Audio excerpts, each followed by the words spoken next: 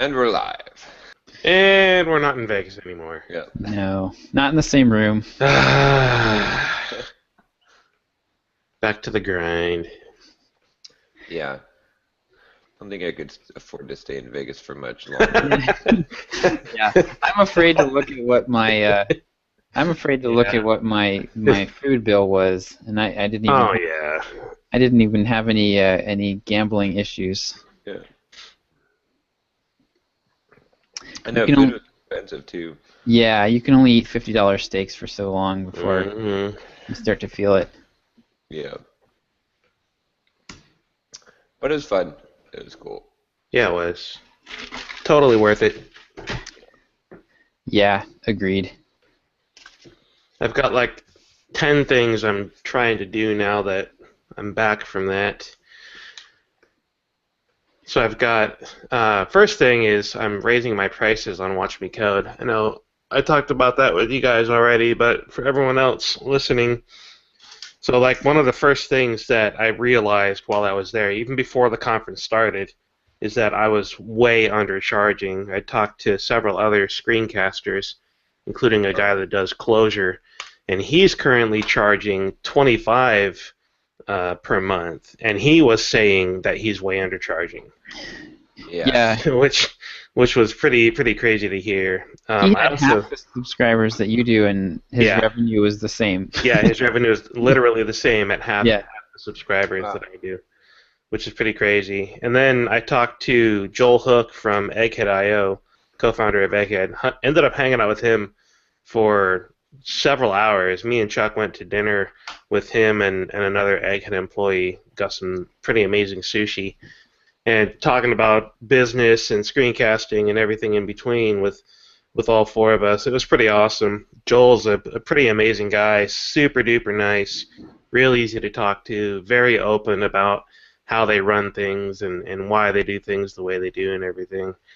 And Nice. they currently charge 19 a month, and Joel was saying he bumped it up to 30 at one point, and they started losing subscribers pretty rapidly, so he bumped it back down to 19.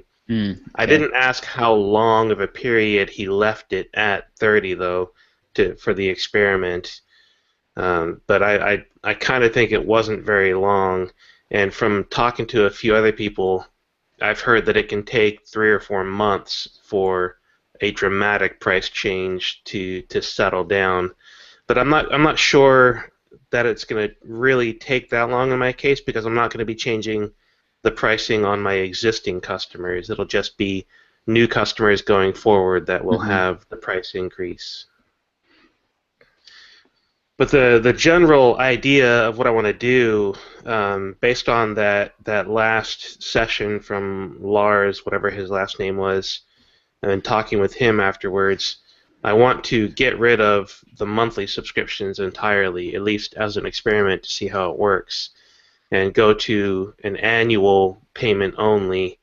And I'm thinking, like we talked about on the mailing list, $349 a year for that, and see where that leads me. I was also talking with a good friend of mine here in town, actually my client that I work for as well.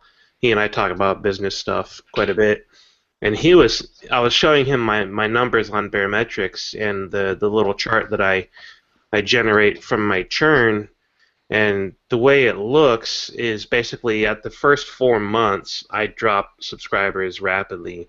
From 5 to around 9 or 10 months, people tend to stay pretty steady, and then like the last month of a year, I tend to lose a little bit more.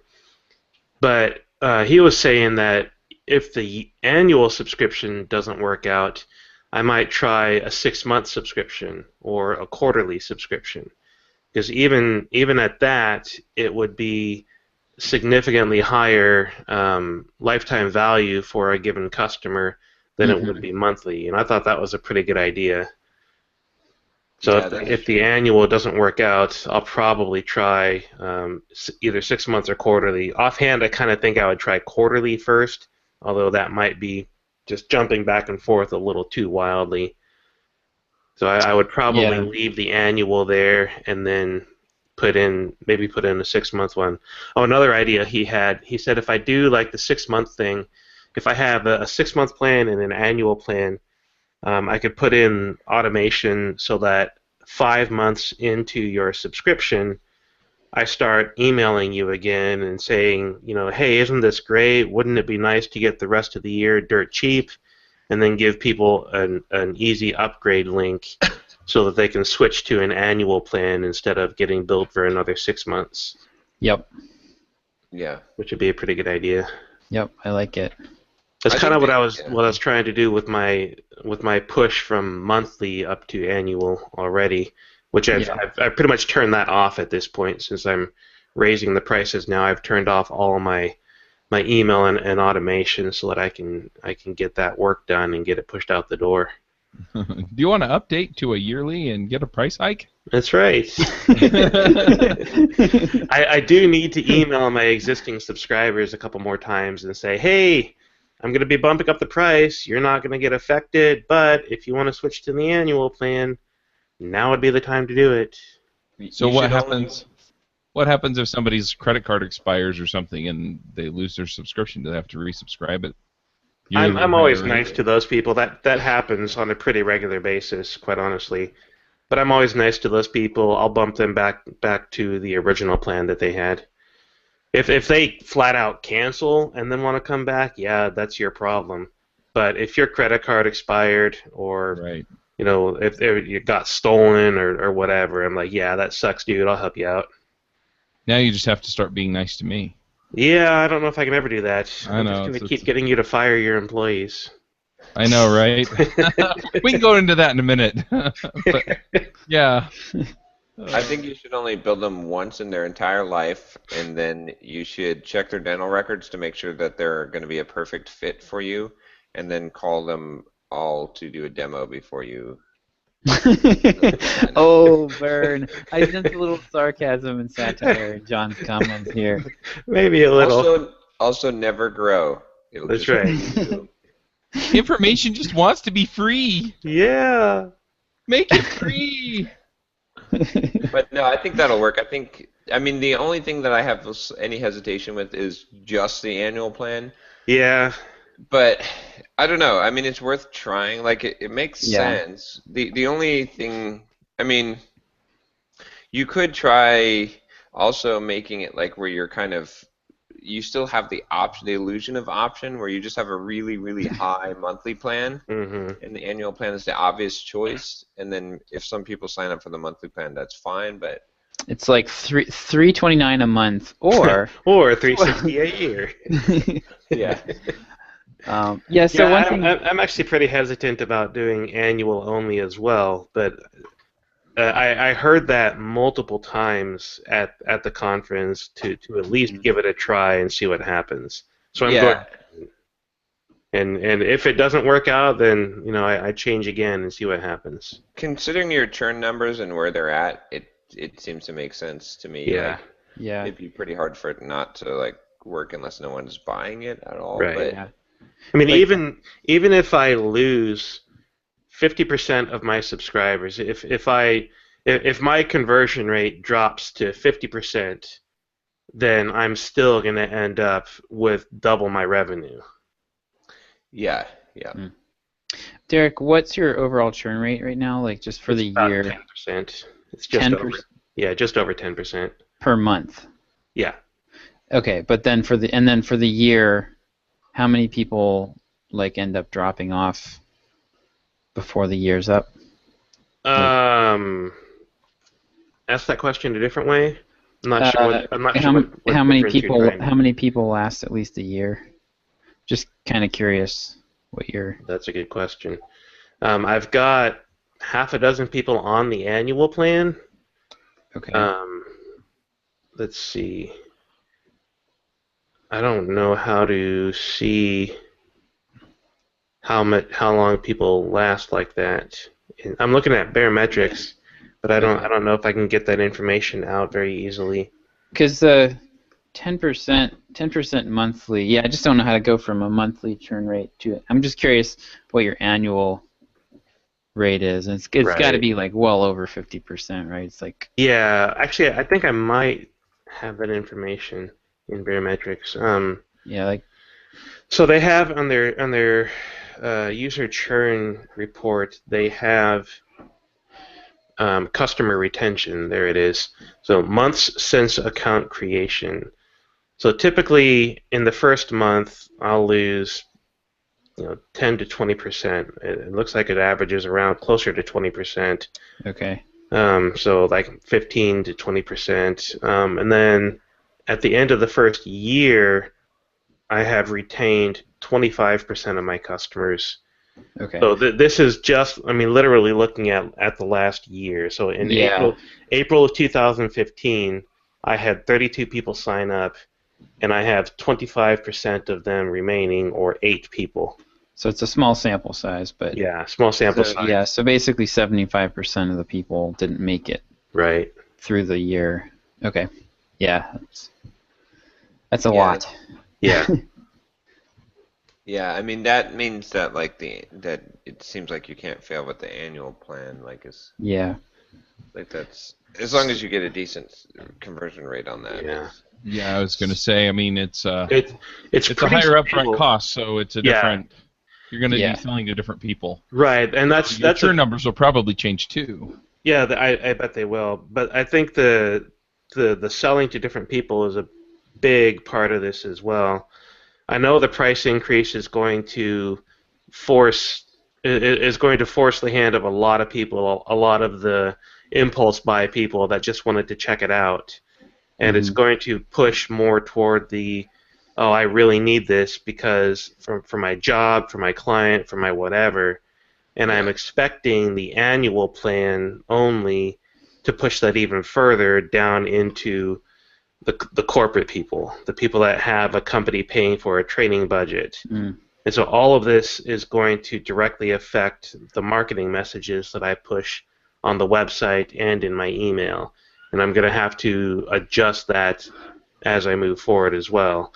I'm not going to make dramatic changes right away. I'm going to try to just make subtle changes at first and then continue to tweak as I see the need to, because I don't want to destroy the conversion rate because I change the price and change the marketing dramatically. I'd like to limit the number of things I change at one time. But I do recognize the need to adjust my marketing based on the pricing and my target audience. Yeah. I was wondering if you want to change the price first on the monthly before going to the annual only and see how that rides out, because it might actually decrease your churn rate. It could. So the only thing, my only hesitation again with going with the full annual is churn rate will suddenly become meaningless because there won't be a churn rate. I mean, it'll be at a yearly level. Mm-hmm. You'll basically be if you're only selling annual, then you'll basically be in the same exact sort of situation as almost as selling an info product. Right. So which is what that was kind of the point. Yeah. That's kind of what Lars was saying. Right. That was kind of the point. The subscription model's not really very well suited to information products. Yeah. It's more like it makes more sense. It makes a lot of sense in the SaaS world where once you've got a CRM up and running, and suddenly now your whole business depends on that, you're not very likely to switch. Or once you have Stripe integrated and Stripe is now funneling you dollars, you're not very likely to switch away from that. But something like this, there's really not a huge pain. There's no pain of disconnect. I mean, if they they cancel, there's really not they're just not getting some more information, which we have a lot of these days anyway. Yeah. Yeah. Derek, one thing is you might want to define upfront what your battle plan is as far as testing this, so that we can help you stick to it. Right. What's going to happen is you're gonna turn on this pricing increase, and you're not going to get any sales for 10 days. Yeah. You're going to wig out. Yeah. That's a good point. So my plan is to let it run for at least 2 months. Okay, with no changes. Yeah, I think with no changes to the pricing model. I might continue to tweak the emails and the copy on the website over time, because I noticed that every time I go back and reread something a week later, there's always significant improvements that I can make it a little more clear, make it a little more terse. I just that's how I write. You know, I write something and I come back a long time later and it's suddenly terrible and I can fix it. So I'll probably tweak some of the marketing as I go for the first 2 months here, but I figure I can ride 2 months worth of no sales and still be okay in terms of income. It'll suck, but I should be able to get through it. Okay. Yeah, because you only need about like at that price, you only need like 11 or 12 sales to. Yeah, don't need very many. I mean, it would be amazing to continue getting, 1 or 2 a day, but if I got a couple a week, that would be, in terms of revenue, that would be enough. Mm-hmm. One of the other things that I need to do once I get the pricing change done, and I'm probably what I'm going to do right away after the pricing change, is get my onboarding process really improved, because I don't have much of an onboarding process at all right now. It's pretty much you sign up and you're kind of just thrown in this warehouse and you're looking around wondering, what's on aisle C125-A? Yeah. So I'm going to be putting together a better email campaign for new subscribers that will walk them through, over a period of a number of days or weeks or whatever, walk them through where to find things, how to find things, what the most popular episodes are, how to use the new favorites feature that I just put in place. Several little things like that. The Watch Me Code subscriber benefits, where you get discounts on ebooks and stuff. And then I'm probably going to record a short video of myself, just sitting here talking head in my office like this, and as a welcome to Watch Me Code, let me show you, here's the series and here's the episodes. And, every Thursday you'll get a new episode, and you can always go look at the series page to see which one is in progress and which one is featured and things like that. And so that'll be like on the thank you for signing up landing page. After you sign up, it'll show that video, and then I'll put the drip campaign in place to onboard people over probably a 1 or 2 week period after that. Yep. Cool.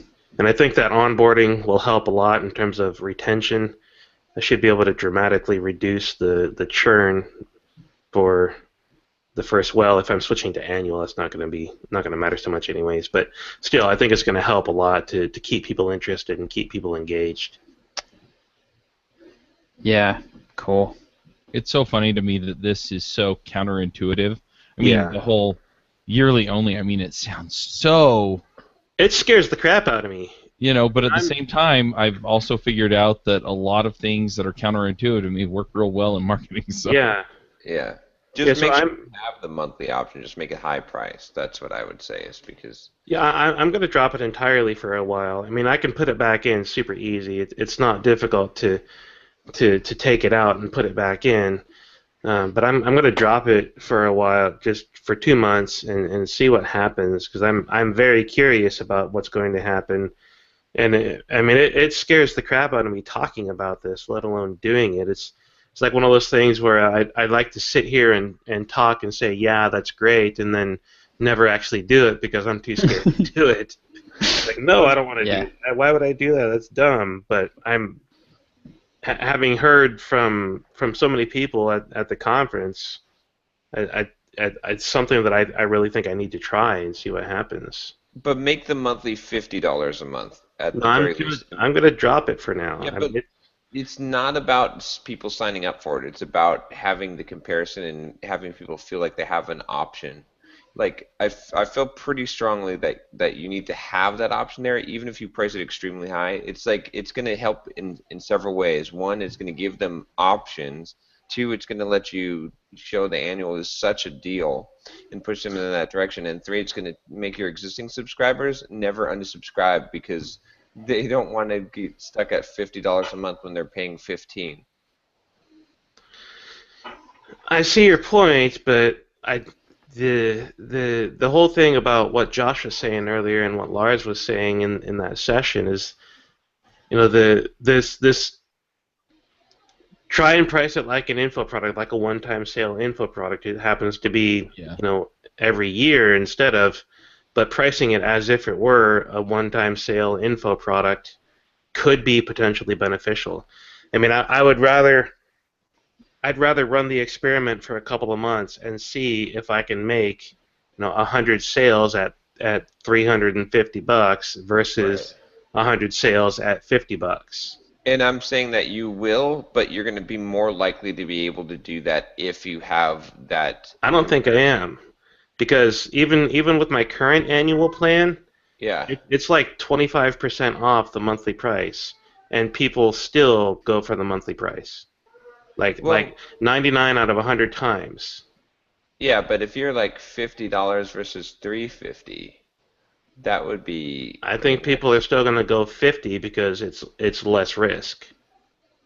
Yeah, but if they went 50 and they sign up for like 3 months, you're already halfway to the right. And if you had that same rate that you have now, where 25% would make it to the end of the year, then you're talking about actually making more money on those subscribers than the annual plan. So I don't know. I just feel like if you just offer the annual plan, that you're gonna have to have like a really good refund policy first of all, which is which I already do. But that's gonna like be a churn. That's how they're gonna try it out and that's gonna be fairly high churn if people are trying it. But I don't know, like.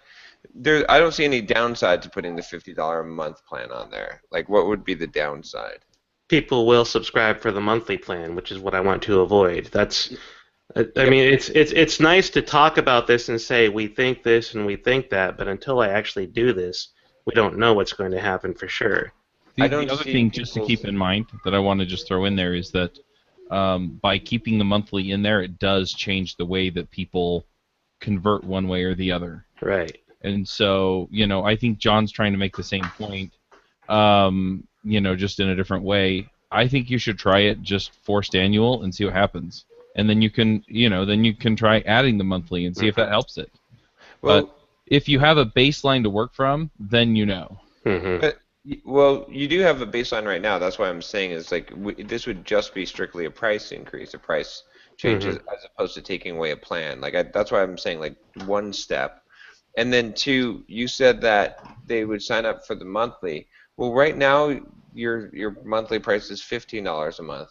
I don't consider it a downside if someone pays 3x that amount to sign up, right? You see what I'm saying? Like if someone signs up for the monthly for $50, you're not going to be like, damn. Right? Yes, but and that person that signs up for the monthly for $50 is probably less likely to churn. So they may actually last a long time. You may actually make more in a year because when someone makes a $50 a month commitment, they're not playing around as much as it's like the $15. Like I just don't see a downside to it, but I do see a potential. What I'm afraid of, this is why I'm pushing this so hard. I'm afraid you're going to go to annual only, and your sales are going to drop off, and it's going to look like a failure. Whereas you're not going to have time to experiment with the monthly versus the annual. Whereas if you do the monthly and annual, that you're gonna have more of a chance for success because it's a better marketing move because it couches, like right now you don't have a price anchor, and like that monthly versus the annual will provide a price anchor so that someone will look at that and say, oh, I see, this is a $50 a month service. Oh, but I can get it for $350. Duh, that's a no-brainer. Of course I'm going to do that. Whereas if someone just comes to the page and they're like, it's $350 a year, they got to kind of calculate that out, and they're like, well, how much is that a month? Or you know what I mean? It's not as, and there's no comparison to tell whether that's a good deal or not. You could always you could always price anchor off of a lifetime subscription for $9.97. True. Yeah. That'd be interesting. That would be really interesting. Because it really does. If you're looking at lifetime value, you're not losing anything by doing it. Yeah. I would still do all three, though. This is kind of, John, this is actually kind of interesting because this is actually the opposite. So we've had the discussion about the price tiers. Yeah. And your concern with the price tiers is that the lower tier is going to cannibalize the upper tiers, which is kind of what Derek is saying. But I'm in this case it's not because it's a monthly subscription, right? John is saying he wants that to happen, and I'm saying I don't. Well, no, what I'm saying is like, okay, if you just had an info product and you had like a $50 and a $350, I would say don't do the 50 because you're like devaluing the product and you're gonna get more people you're like, oh well, I could just deal without the videos or the interviews or whatever, right? Because I'm gonna save so much money. Whereas this is a monthly subscription, so if someone chooses the $50 plan here, it doesn't hurt. That's totally fine. Like, I mean, if you get them even for 3 months, that's $150. Probably you're getting them longer if they're paying $50 a month. And some people will pay the $50 a month for a whole year, and you'll get $500 out of them instead of the $350. And you can still pitch them the annual plan at any point to say, hey, why don't you save some money? So I just don't see any negative to putting that, but I do see a potential negative to just having the annual plan, which is that there's no price anchor, so people may not make the decision as much to commit. And there's almost like no trial, you know what I mean? Like I just signed up for a service just now for called SaaS Ant for bookkeeping for QuickBooks integration, and they had like a annual plan for like $70, and they had a monthly plan for I think $7 a month, right? And I just said no, I just want the monthly because I need to check this out and try this out, and next year I'll sign up for the annual. But I don't care. It's such a small difference. You see what I'm saying? It's like to have that. But I guarantee you, if they had their prices, if they're like, if they said, okay, the monthly plan is $15 a month, or you can sign up for the annual for $60, I would have just signed up for the annual. I just said, well, screw it. I'm just doing the annual. And if they just had the annual, I wouldn't have signed up at all. Because I would have said, well, I don't want to just commit $60 to this. I'll find someone cheaper that I can try out. Right, but you're also highly likely to churn off, right? Not if it works out. I mean, Derek, you're seeing that, like, how many people right now like don't make it past the 3-month mark for you? 50%, 60%. 60%. So, at 3 months on average. I don't think that's going to change if you increase the price to $50. I don't think that's going to change. If anything, it might go up because now people are going to be watching that. They're gonna, every month when they see that, they're going to be even more critically evaluating, is this worth what I'm paying for it? Like, am I getting that value out of it? So you're like, so you'd have to do the math, but I'm not sure if, like, so you'd have to keep, on average, you'd have to keep people for 7 months. Your average customer lifetime would have to be 7 months to equal the annual. And my average customer lifetime right now is 3 or 4 months.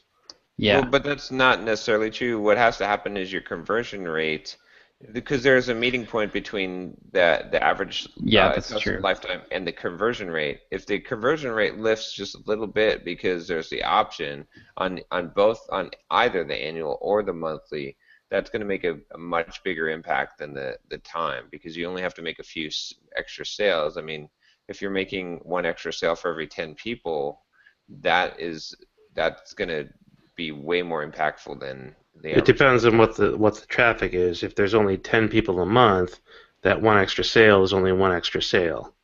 Well, is there some point where the monthly where you'd say, oh, I'd rather have them on the monthly than the annual? Like personally, on the Not really. I mean, if they're willing to pay $100 a month, you wouldn't rather have them on the monthly than the annual? No, because if I were charging $100 a month, I'd be at $1,000 a year. Yeah, I'd rather have them on the $1,000 a year because I have a 3.5 month average lifetime value. I'd rather get the 1,000 than the 300. No, I'm saying against the annual price is fixed. Let's say at $350. Is there a monthly price where you'd rather have them sign up for the monthly than to take the annual option? If the monthly was the same as the annual, sure. Because then it wouldn't matter. Is there? I'm asking for the lowest Well, minimum I price. think Where you I feel think you would good have about. I think it would have to be pretty close to like $100 because I mean the 3 to 4 months that Derek is seeing, it's not like that's unusual. Right. It's That's common pretty normal for membership sites. Like that is for customer-based members, yeah consumer-based. for informational product membership sites. 3 to 4 months is pretty normal. I've heard that from a ton of people.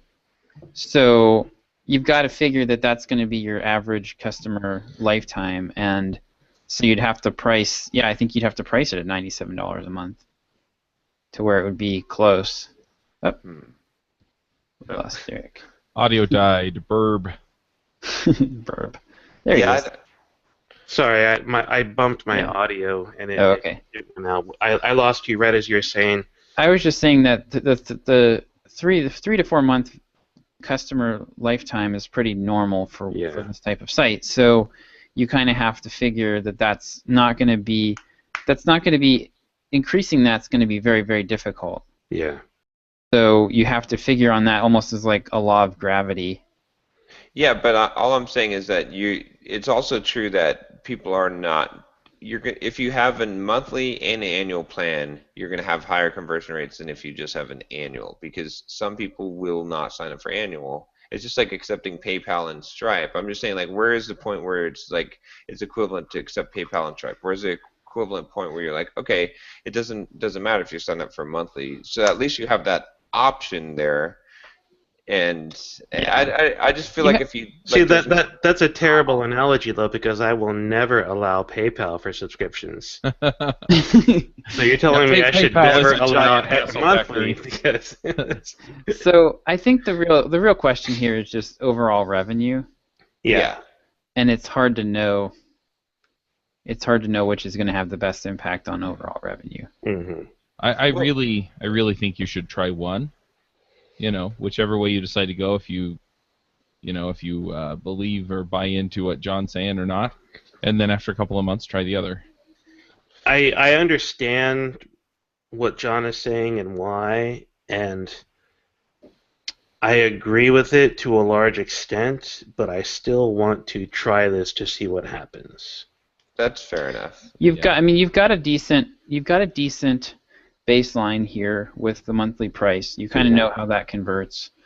Increasing the monthly price will probably lower the conversion rate, but it's still going to be way harder to sell that than it will be to sell essentially what amounts to a one-time sale. Mm-hmm. What's your current annual plan right now, the price? 138. Should be going from 138 to 350. So that's not like when you look at it that way, it's not that huge of a. Yeah, it moves them into the next price tier. Yeah, 2.5 times. Yep. Yeah. But yeah, you look at it as 2.5 times. I don't know. It moves you into the next price tier. I think is a better statement of that because. Yeah. I agree. I think one thing too that it's a little easier to communicate to your existing subscribers that you're going to an annual only one time charge basically, and you can always if you want to experiment with the monthly thing again later, you don't have to make a big deal about it. Just stick it on there for a month and see what happens. Right. Yeah. One other thing that comes to mind though is you keep talking about it as you're pricing it sort of like an info product you buy every year, and I think that positioning is actually very solid. Yeah. In the sense that, instead of saying you're paying every month for access, and then people look at it and they say, I'm not using the access. What you're saying is you're paying for all this value that I'm going to deliver over the next year. That's and true. So if the other thing is if you can continually update that copy too to say something like, so over the next year I intend to cover these things. Right. Or, I'm looking along these lines. Like you don't even have to tell them what you're going to cover, but you can actually just, I'm moving in this direction, and so you're going to get a ton of value in this direction. And then then what they're paying for is they're paying for, if you release once a week, I don't remember how often you release, but if you release once a week, they're paying for 52 videos. Right. You should also possibly throw a little community or forum thing on there, even if it's not going to like be extremely active, because then that's a thing that someone signing up for a year is going to care about more. Yeah, I was actually, Josh and I were talking about this in Vegas, and he was suggesting Facebook, and I was wondering if Slack might be a good option. Either one. It depends on how your community interacts. Your community, I would say Slack. Yeah. The other thing you can do now, see, is if you're going to do annual only, then you should possibly consider accepting PayPal again, because you're only going to be billing them probably one time most of the time. That's true. That's a good point. Yeah. And even if you have to hassle with subscriptions, you'll be glad to bill. See, accepting John's argument on this, though, means that you have to go back and accept his argument. See, this is no. Even a broken clock is right once twice a day. Man. Twice about PayPal. Yeah, that's probably a good idea. Well, I mean, if you're going to go full annual, then you've got to basically I would make sure that you're accepting both payments, just because that's going to be a slightly higher conversion. I would make sure you've got like a community, and I would also make sure you have some other kind of bonus that you give them when they first sign up, like some. I mean, the community is one, but like as many features as possible, because now you're pitching an info product, and now the package matters. And so you've got to have the package, like what other free thing are they going to get, I'm saying, because then it's like an easier sell, and because you're not even calling this a subscription service really anymore at this point, except for when they on January 5th, and they're like, what is this charge? $300 to. Well, the nice thing about going back and accepting PayPal again is that they'll never be able to unsubscribe. They're going to have to change their name and kill their bank account to get you to stop dinging them, because PayPal. PayPal will just randomly do it for them. Yeah, that's true. Yeah, well, 3 months into this 1-year subscription, PayPal will randomly cancel their subscription for me.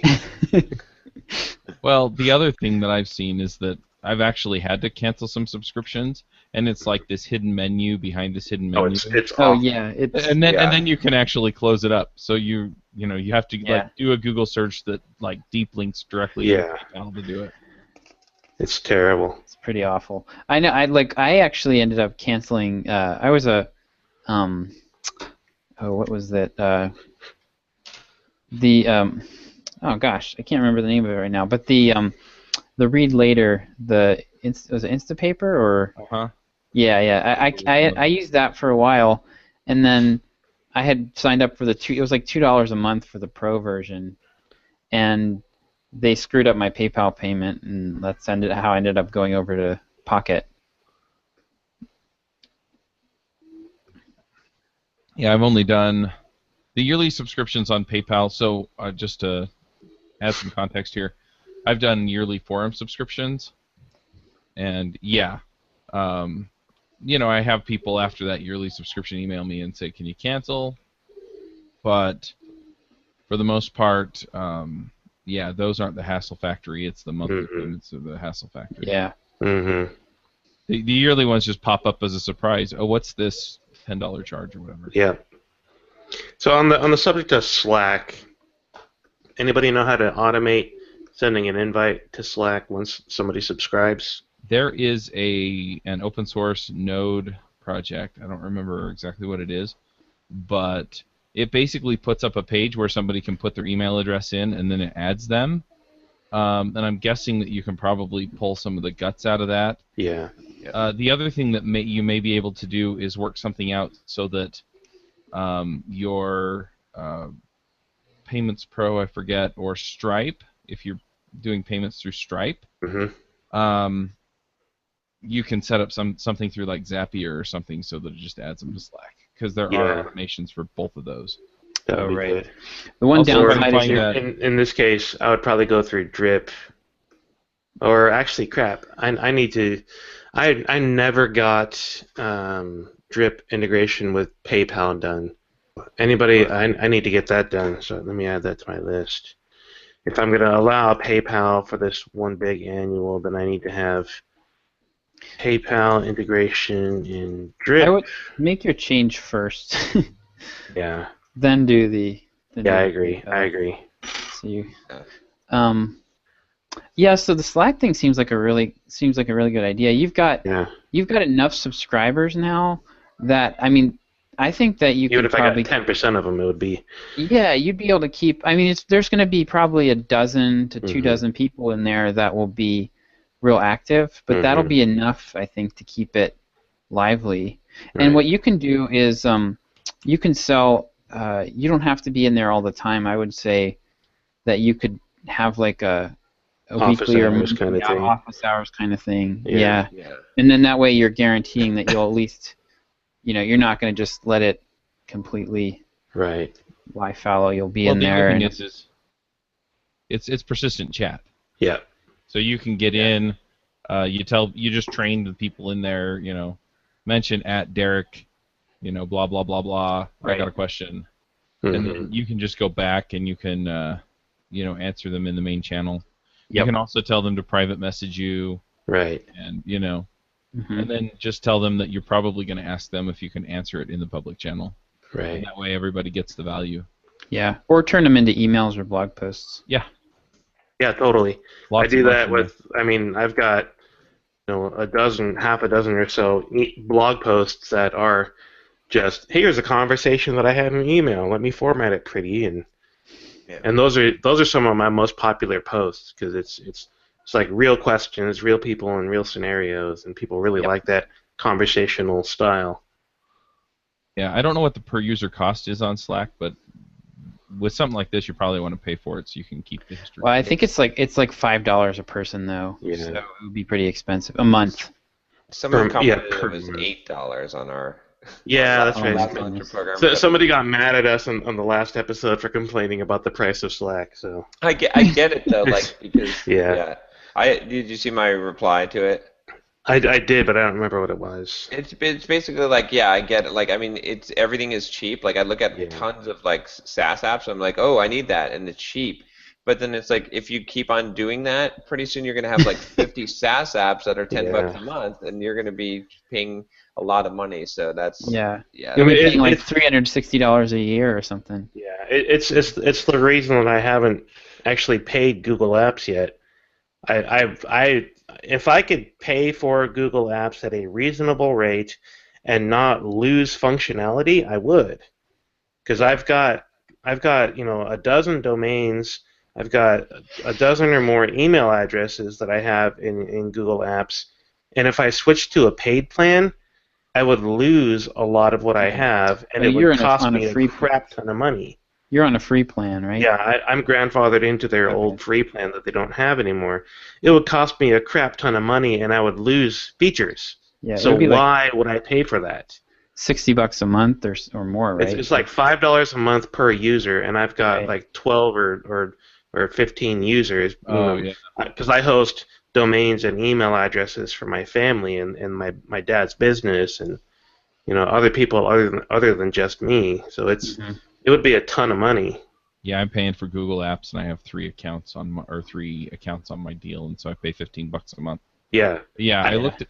It would be a minimum of 60 or 80 for me a month. It's ridiculous. So I looked at Slack.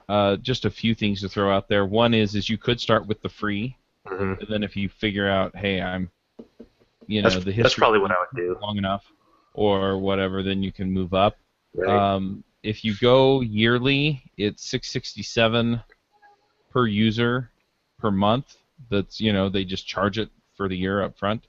But the flip side that I found is that because I've moved people in and out because I have a paid Slack team, is that as you move people in and out, it prorates things. So if somebody cancels and you move them off of your Slack channel, then it'll just give you credit. And if you bring somebody else in, then it'll use up that credit and then charge whatever it has to charge. Nice. So depending on how your churn works. And you're going to definitely want to automate that, but you can make that work. Yeah, it's probably more automatable than Facebook groups too. Yeah. Yeah. I don't know of anybody that actually removes people from the Facebook group when you stop paying for their thing. Right. Yeah, I don't know either. I'm sure you can do it through the Open Graph API, but I don't know. There's a shaming, actually. If I have a Facebook group, I'm going to post a video and I'm going to talk about how, just shit talk them and then say, you're a dog, F off! And then you kick them. Yeah. It'll keep other people from leaving ever. Yeah. Exactly. Ben Settle does a really good job about that. He periodically just takes someone out in public and just beats them to a bloody pulp for canceling or whatever. Yeah. Perfect. Everyone in line.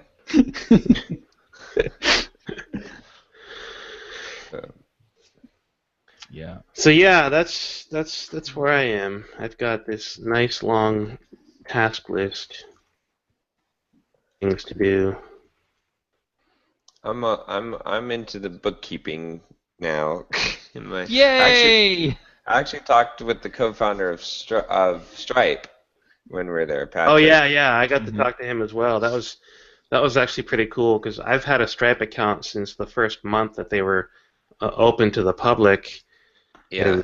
And so I got that nice little shout out from Rob during that interview as well, which was pretty cool.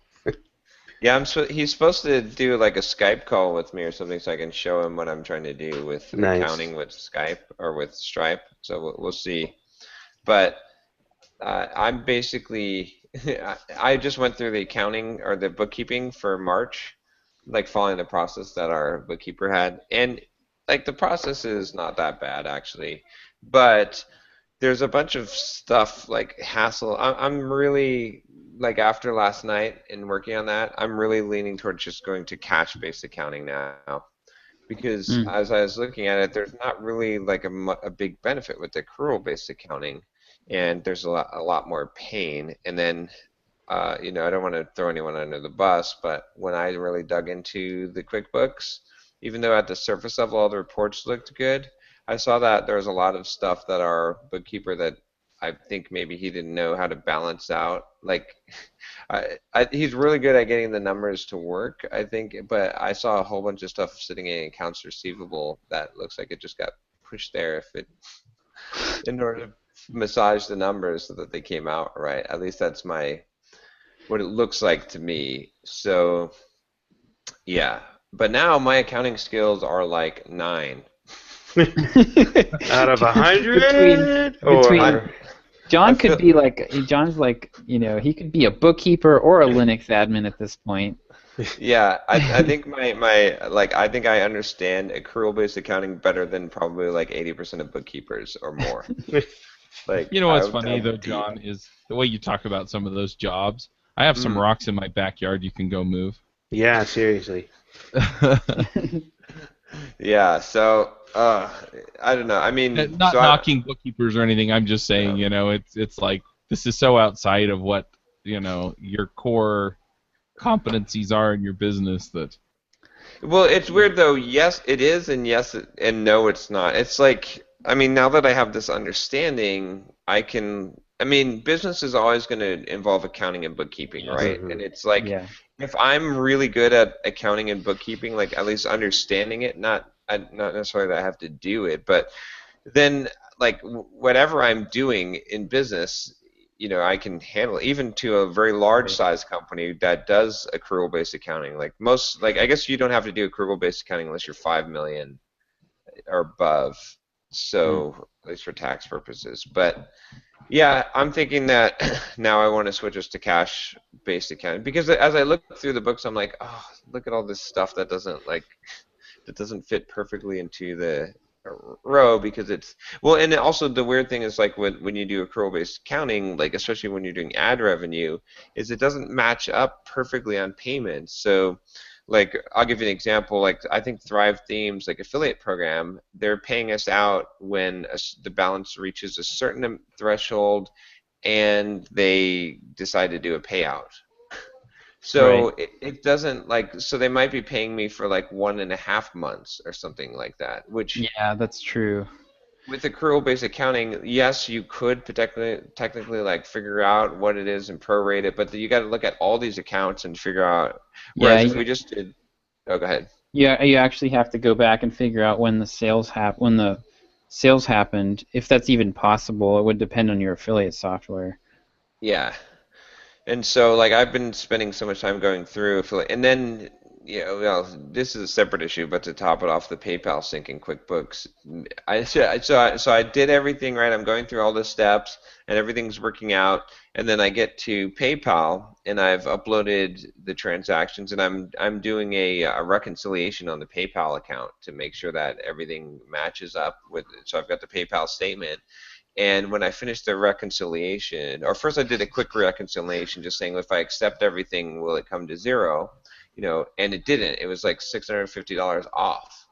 So I'm like, what the hell, right? So I take the actual PayPal statement for the month and I go line by line checking off the items on the reconciliation page. And there was like 5 transactions in PayPal that were not in QuickBooks like QuickBooks will treat PayPal as a bank account. Apparently, it misses some transactions. Well, the PayPal, the integration that we're using with PayPal is really fragile. It's based off of screen scraping. They're downloading. Yeah, they're downloading the HTML and like it's awful. There's another version of it. There's another version of it that's actually better. Well, okay, let me take that back. There's two versions of the PayPal integration. The version I'm using in my business is the one that's based off of the screen scraping approach. And if you have it set up as a bank account, then that's what we're using for Simple Programmer as well. Mm-hmm. The other approach is a nightmare. I didn't understand, like it doesn't bring the transactions in the same way. It uses the PayPal API, but it doesn't bring the transactions in the same way. And I didn't see how you would go back and actually do any kind of reconciliation. They just kind of all get sucked into the check register basically. And well, they go to different accounts. You decide what type of transaction goes to what account, which is there's not a good this is such a dumb problem to have today. It really is. How insane. is this not? How is QuickBooks not? Integrating with well, so I mean that problem can exist no matter what, but I can go and manually add. What I did was I manually added to the PayPal register the things that were missing, essentially, which is but that's fine. I could do that once a month. But if we go with the cash-based system, I can essentially it would be like playing tiddlywinks for me to run our books. Right. It'll literally take me 20 minutes to do our books every month. So, and I'll know that no one's pushing stuff under the rug, because when I looked deep into the stuff, because I did it, I was like every single line item must be accounted for appropriately. And when I looked back, and I was like, oh look, there's a reconciliation that has a $600 adjustment. Yeah. Yeah. That means it doesn't match up. Oh, just again, I'm not trying to say that. I mean, but again, it's we paid a whole shit load of money for that to be, and he did a good job of setting everything up and coming up with the process. But I don't want little pieces that are Yeah, I had similar issues where things were marked as exclude from QuickBooks. Yeah. Just randomly, $1,200 here, $600 there, and I'm like, whoa, no. This needs to be accounted for. So it's much better now. I think I still have a few of those, but for the most part, it's all. Yeah, that's where when I went through and redid everything manually, we cleaned all that up. Yeah, so I'm leaning definitely I'm 90% leaning to doing the cash-based accounting because. Again, the accrual-based accounting is okay, but if you have to do it 100% accurate, otherwise it really is not.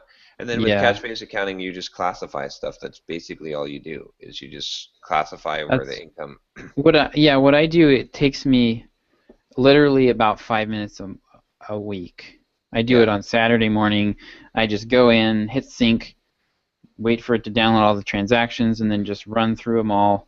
And most of them are auto-categorized correctly, and I just accept, and that's it for the week. And everything's that way. I'm manually approving every single thing that happens, and it's nice, tidy control. And then my bookkeeper just handles the monthly reconciliation and enters the like the PayPal fees and the Stripe fees and that stuff.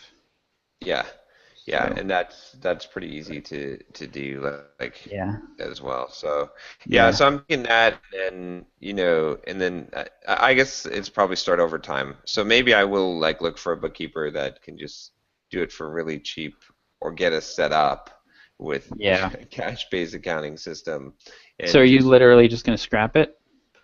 I think so, and start over from the year, because otherwise there's no like I don't see what else you could do. You're not just going to switch over to cash-based accounting in the middle of an accrual-based accounting. Yeah. That would be really really weird. And then yeah, and then the other piece of it is like just the process will be much more simple. Well, and also like for us with Simple Programmer, it's really not going to make much. Most of our revenue now comes from products Yeah. anyway. So like the amount of that would be off. Like when our revenue was fairly divided between the three, that's when I was a little bit more concerned, because if you have advertising and affiliate revenue that's like the month is off, but we Hmm. can still check it. Like I can even still run that little spreadsheet I've got and keep that up to date so that we're looking Yeah. at. So we can sort of be like accrual based accounting in this spreadsheet, so we know what our actual metrics are, and then cash in the bank account and for tax purposes. Yeah. And then the other piece of that is uh, I just forgot what I was going to say, but based. To check to your point about this is not John's core competency. This is like it's hard. There's several things that are pretty much like you can't get away from. You No, have to at I least totally agree. Yeah, you have to at least know them well Yeah, enough to know whether someone's taking you for a ride. And like that's very marketing is true. one, marketing is one. I mean, I did this where I just went straight and tried to outsource the bookkeeping without knowing anything about it, and I totally screwed myself. Like, spent probably an extra $1,500 and easily wasted a full work week worth of time to to get it all fixed Yeah. versus just digging in and learning it myself. And this is like Pretty aggravating, but this is like CEO job, but really like it's like to know. And that's yeah, like I want to go once I get some of these things down, then I can start working back on the products and stuff. But it's like hiring and figuring this stuff out. It's like otherwise you end up in big trouble later. So I don't know. I mean, but it's good because I mean I'm making now I'm going through these scenarios and figuring it out, and plus you guys get to benefit from the yeah, watching the pain. But yeah, I think it'll make more sense. Oh, the other thing I was thinking about is I don't think we need to break out product revenue inside the actual QuickBooks. Again, this was what that other guy suggested, but that'll make things simpler too, because there's not a really good way to do that without downloading. Like that adds the complexity to yeah, it.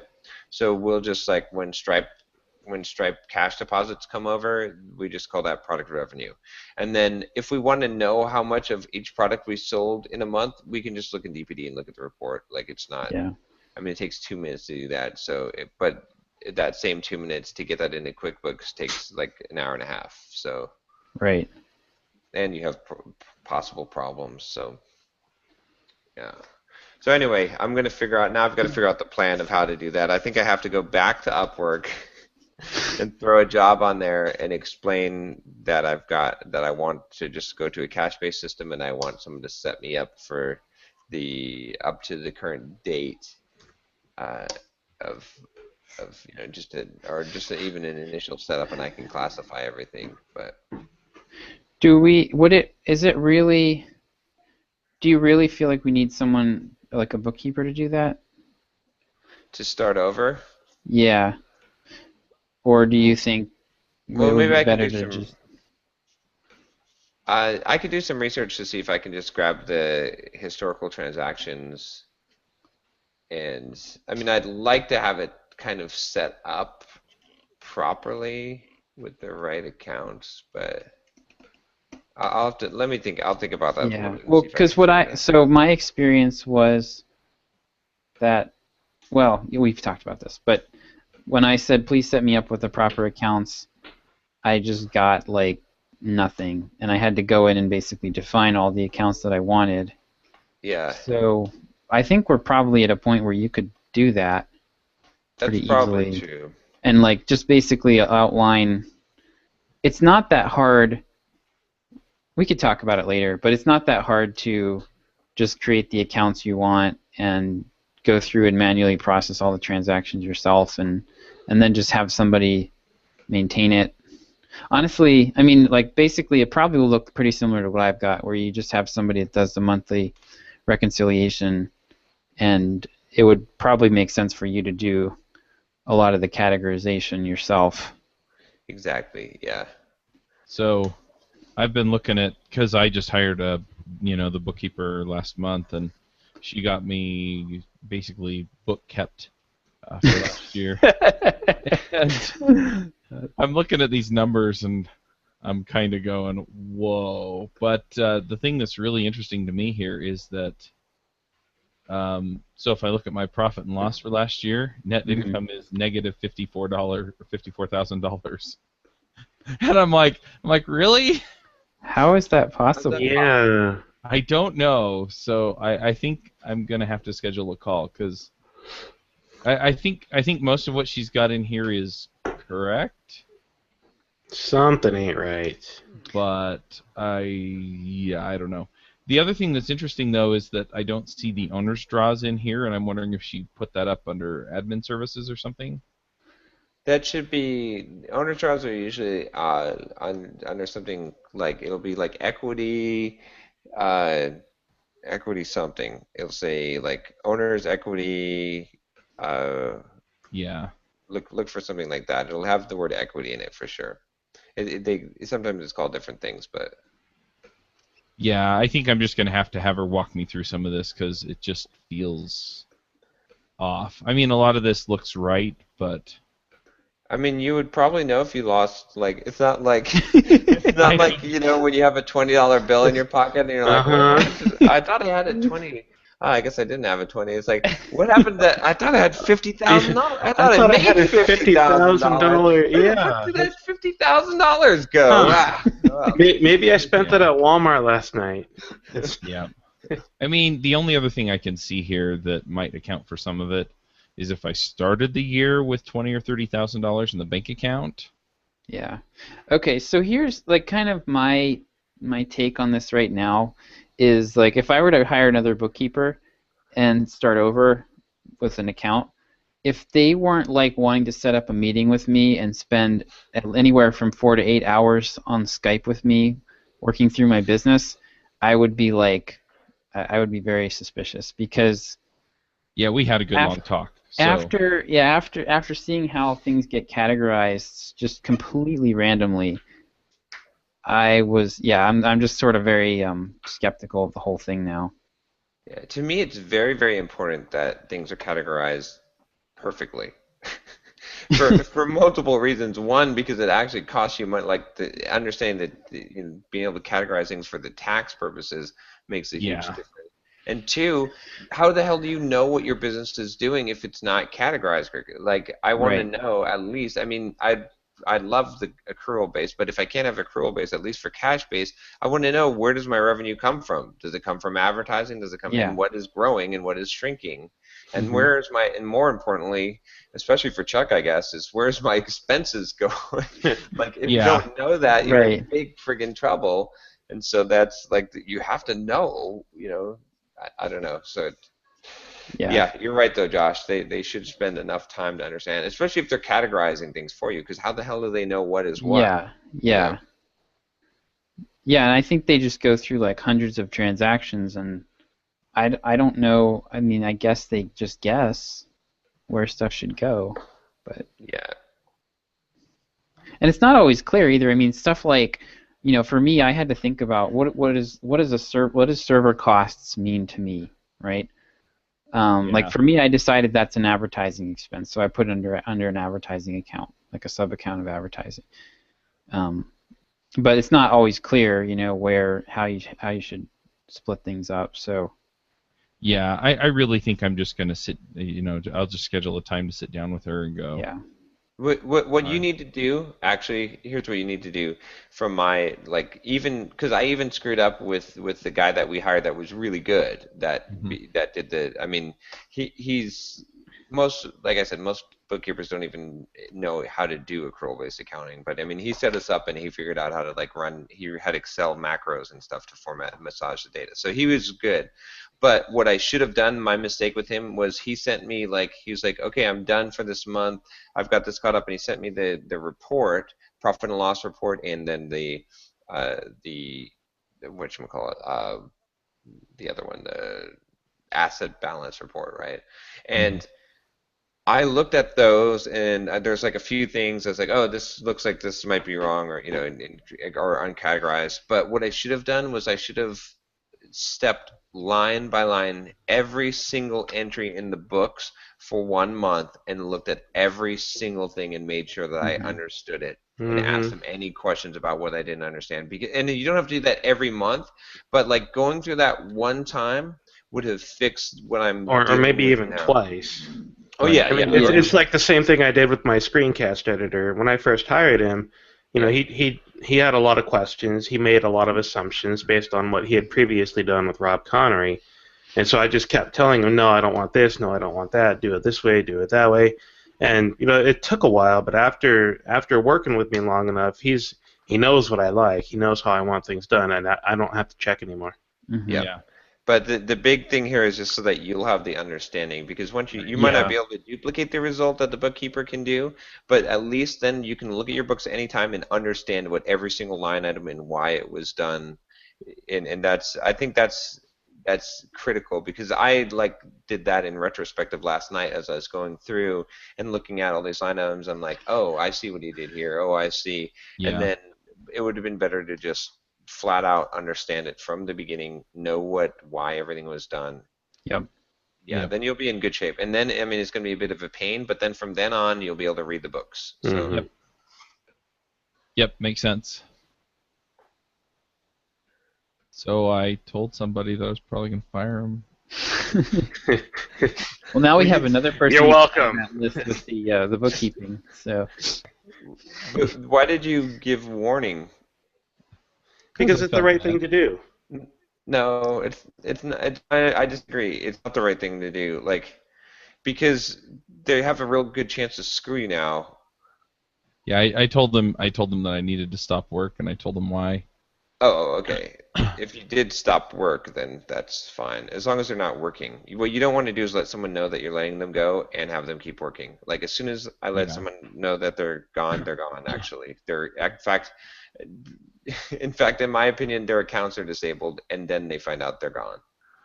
Yeah. Depends on the situation.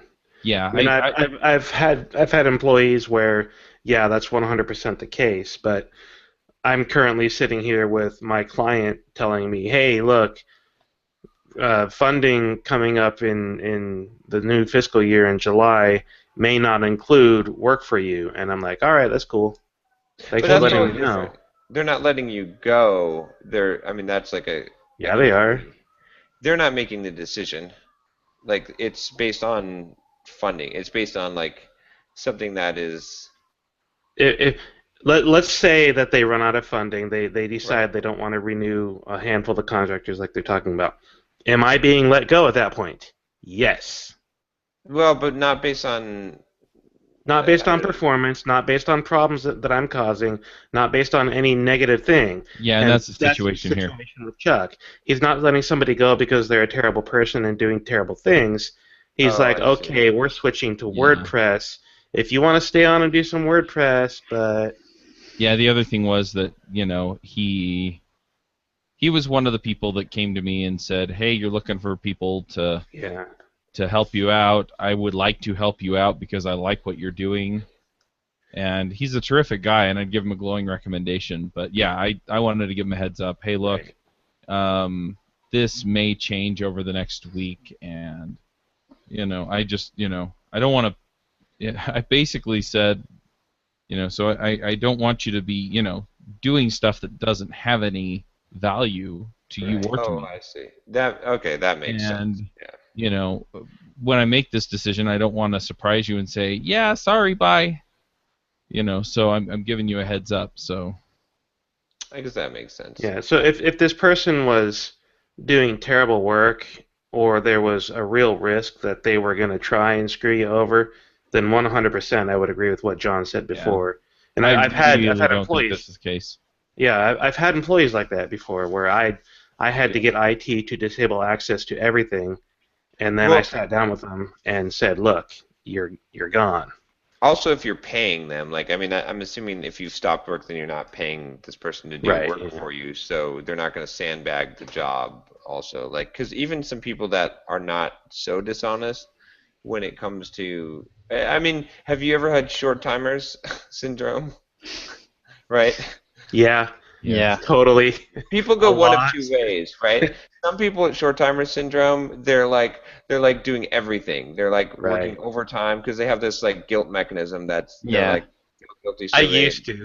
I've gone both ways. I usually it's that for me, but I've done that in the past where I'm like, man, I don't want to screw my coworkers over. Yeah. But the last few places that I left, and Telerik specifically, I was like, yeah, whatever. I'd just rather not find out which one someone is going to be. Yeah. Yeah, I'm not super worried about it. He's a terrific guy, and yeah. Anyway, I just felt bad if he was counting on my work going forward. Right. Okay, I'm just saying when you fire Yuri from Russia or Yugoslavia and got root access to your server. You take away the root access and say, sorry, we don't need your services anymore. Make sure you uninstall the rootkits first. Yeah. That's all I'm saying. So if it's the guy you know and he's somewhat local and he's trustworthy and you're not like, then that makes sense. So. But so I felt super bad. He listens to this show, so I'm really sorry, dude. It's my fault. And I'm sorry, Yuri. Sorry about that, Yuri. Yuri! Did you talk to him before the last episode aired, Chuck? What? Did you talk to him before the last episode aired? Nope. Ouch. Yeah, I found out I was fired on a podcast. No. I handle it like the mob. Like, I send you a little package in the mail. Here are some very nice concrete shoes. Let's go down to the dock. But I don't know. Was it in the last episode? I think it might have been mentioned, but I don't think it was like. I think I was talking to you about WordPress, but nothing. Okay, yeah, that was like let me see if I can help you try it out. We had we talked a lot about like hiring and stuff. Yeah, that's true. So I can't remember. We had like a long conversation and then we recorded it and then we had like another long conversation, so it all kind of I actually recorded that too if you want it, but anyway, because I just left the recorder running that first day of the retreat. But nice. I've been playing with WordPress. I actually have the front page looking right. Nice. And I've got a couple of more tweaks to do to it, and then wow, it's loading slow right now for whatever reason. Probably because I'm on this Hangout and my CPU is pegged. Yeah. But quick, anyway, switch back. Not too late. But anyway, it loads fast. The real thing that got me was that 90% of what we've either built or I want built for more than 90%. For devchat.tv is available for WordPress. Mm-hmm. And so I don't have to pay for any of that work, and I don't have to do any of that work. And I don't have to debug any of that work when it doesn't work right, because it generally just works right. But Chuck, it's not invented here. Well, so when I switched off of WordPress, there were so many things I wanted it to do, and I just couldn't find what I needed with it. This was like 3 or 4 years ago. Yeah. And now that I'm kind of back to it, I'm finding all this stuff, and I'm going, this does everything I need it to. There are a couple of things that I want it to do that I guess it doesn't, strictly speaking, do, but I'm pretty sure I can tweak it to do those things. Because Derek showed me that it's not terribly hard to modify WordPress, at least the layout and stuff is what I've been playing with lately. And to add those types for the shows. So yeah, I'm actually gonna get all of that moved over. And the other thing that's cool is I've been meaning to move Teach Me to Code onto devchat.tv for a long time, and I haven't been able to do that. But now I can just export WordPress and import WordPress, and I'm done. Nice. So anyway, the whole thing has been really, really interesting. And I mean, yesterday I was super distracted because I had the kids coming in and out of here. They're all over at friends' houses now. But yeah, I mean, even with that and with the few hours I was actually able to spend in Las Vegas working on this, I mean, I got more done on the WordPress site than we had done in like 4 to 6 months of Rails development. So this is like the long con. Like 3 years ago, we were hired by Devomatic to start a podcast. Right. That would be the world's longest WordPress commercial ever. And this is the culmination of it. Totally. Like a reality TV commercial. Yep. And then the other thing that happened, and I've kind of pushed my my team around a little bit. And that is that I told everybody that I'm not going to interact with them on Skype anymore unless I have to, that I'm going to do all that interaction on Slack. And that's actually worked out pretty nicely. I've already had a few instances where like Mandy needed something, and so she mentioned on the show or on the Slack channel, hey, this isn't working, and then Federico jumps in and he goes, oh, well, let me look at it, and then Arton chimes in and says, oh, I think, because I said I think it's caching, so he jumps in and he goes, oh, well, I can fix that, and he put a pull request up in like 2 minutes. So, just the synergy there is awesome. That's great. And Yuri put a middle finger up and said, screw you guys, I'm getting laid off. Yeah, actually, it's Arton that's getting laid off. Oh, okay. Well. So if anyone needs a Rails developer, he's really good. So, but anyway, so that's been really great. And then I'm also pulling things together. I had a long talk with. The conference was just such a win. Yeah, it was. Speaking of the conference, the dude that you just mentioned that you're laying off, he should talk to our former sponsor, NerdHost.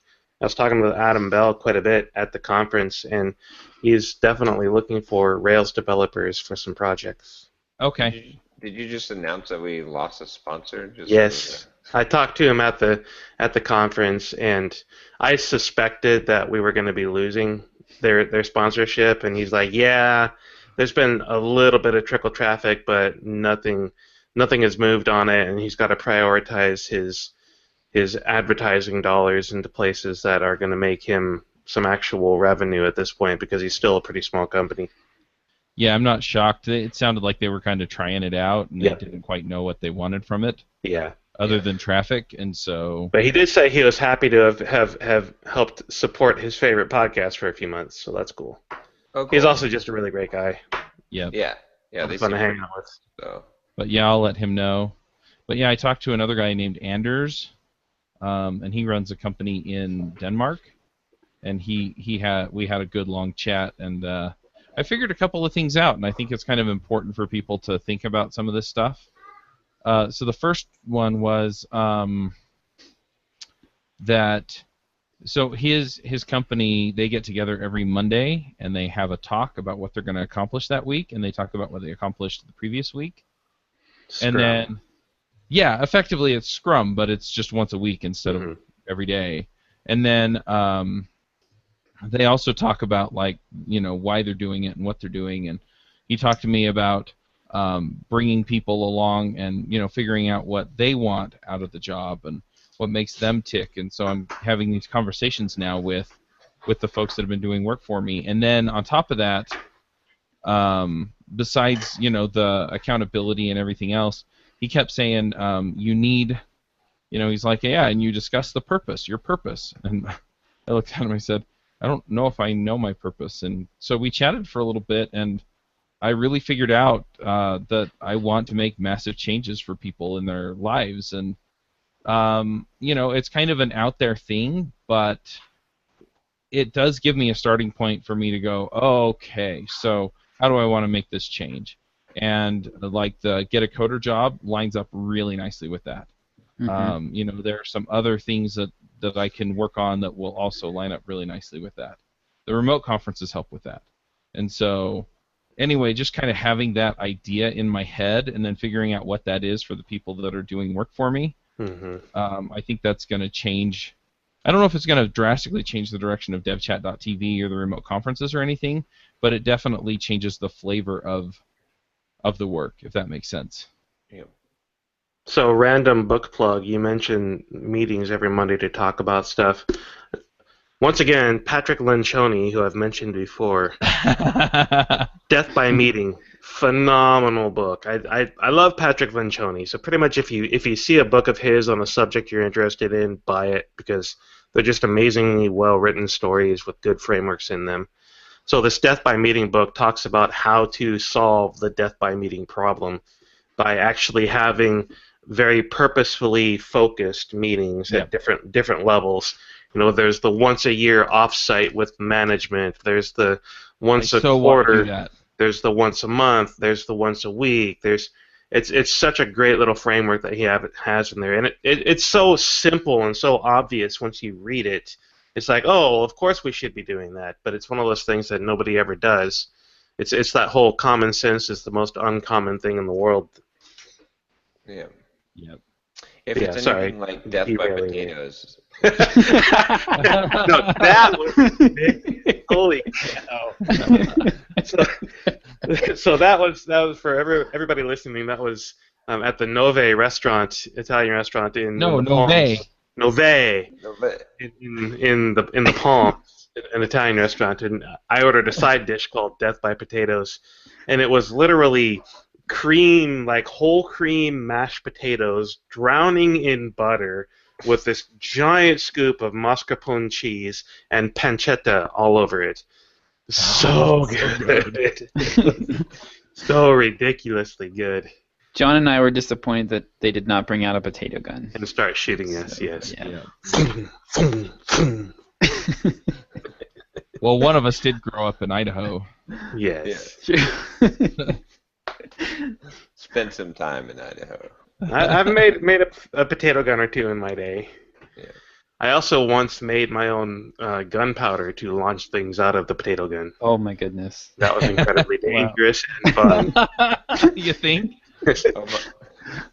I used to like to get dry ice and dry ice bombs. Yeah. Oh yeah. Yeah. But yeah, I've got a whole list of things. I've got 3 lists. I've got the list of people I want to stay in touch with, and that's got like 20 or 30 people in it. And then I've got a list of things that I want to check out, and that's got probably about the same number of things that I want to check out. Books, and it's funny because like 2/3 of any of those lists came out of the sessions where we just went and chatted, like the sessions at night. And then I have a whole list of things I want to do, and so I have a to-do list that also has like 20-ish things in it. Yeah. Just for the conference, so. So I'm going to go ahead and cast my vote to say that the Entreprogrammers retreat happens every year 2 days before MicroConf, because that was just too darn amazing to not do it again next year. Yeah. That makes sense. I mean, we're probably all going to MicroConf, so we might as well do the retreat then, right? Well, the other thing is that at least for me, I was in a prime spot to take advantage of being with you guys in person. Yeah, yeah. There's so much that I got out of our retreat and then the conference itself and all the conversations in and around that. It was really amazing. Yeah, I made so many connections. I was like, it was pretty cool too. What was really fantastic was like, I mean, MicroConf is about like 300 people and they're entrepreneurs, but like so many people were there was just a ton of people that were simple programmer fans. Yeah.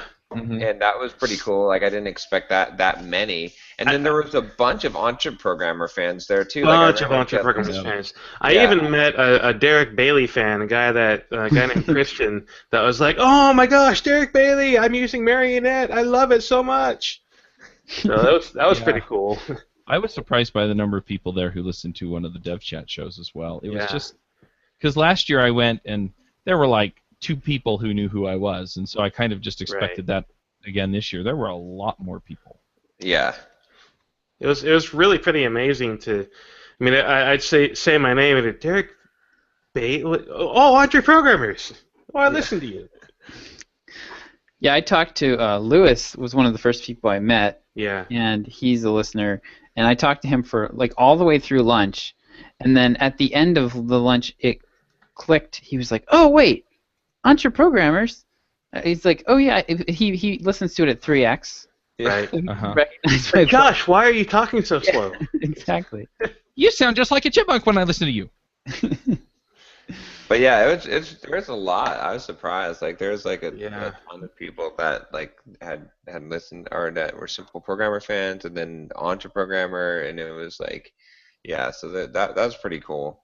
I actually ran into a guy that was at Date with Destiny when I was there. Nice. He saw me from there. So and he listens to the Simple Programmer podcast, but.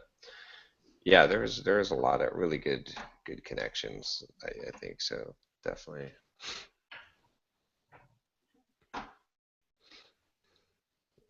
Yep, totally. Plus, it was fun. It was incredibly fun. My favorite was definitely the Ghost Bar. Yeah, the Ghost Bar. Oh my. Derek enjoys getting hit on. I do. I enjoy watching John get turned down. It's for people that are more interested in me. That's what I told my wife. I was like, it was like the highlight of the trip for Derek. It totally was. He's like that time when they're like when they're like, oh, John Simon is there. Those muscles. I want the cute chubby guy. Exactly. Yeah. Yeah, we're just going to coin a new term, Adora Derek. You're the cutest guy here. Totally. Are you going to show your picture on the? Oh yeah, totally. Your camera. Anybody watching the video here? All right, so let me tell the whole story from my perspective, which of course makes it sound a lot better for me. So there's this Ghost Bar in the Palms. Also, let me phrase this by saying what happens in Vegas gets broadcast on YouTube.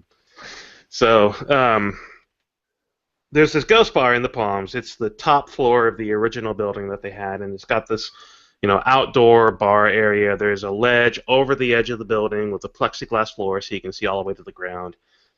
Wonderful view, amazing, nice area, good bar. So the Friday night when we get there, John and I'm like, hey John, let's go up to the Ghost Bar, see what it's like, check it out. And he's like, all right, cool. So we're walking around. We step out of the elevators from our rooms, and we're like, how do we get there? I don't know. So John walks up to these 2 random women sitting at a table. It looked like they were directing people somewhere. And he's like, hey, how do we get to the Ghost Bar? And they're like, oh, it's straight across there. But I don't know why you want to go there. It's Friday night. Go do something fun. And we're like, yeah, whatever. We just want to check it out.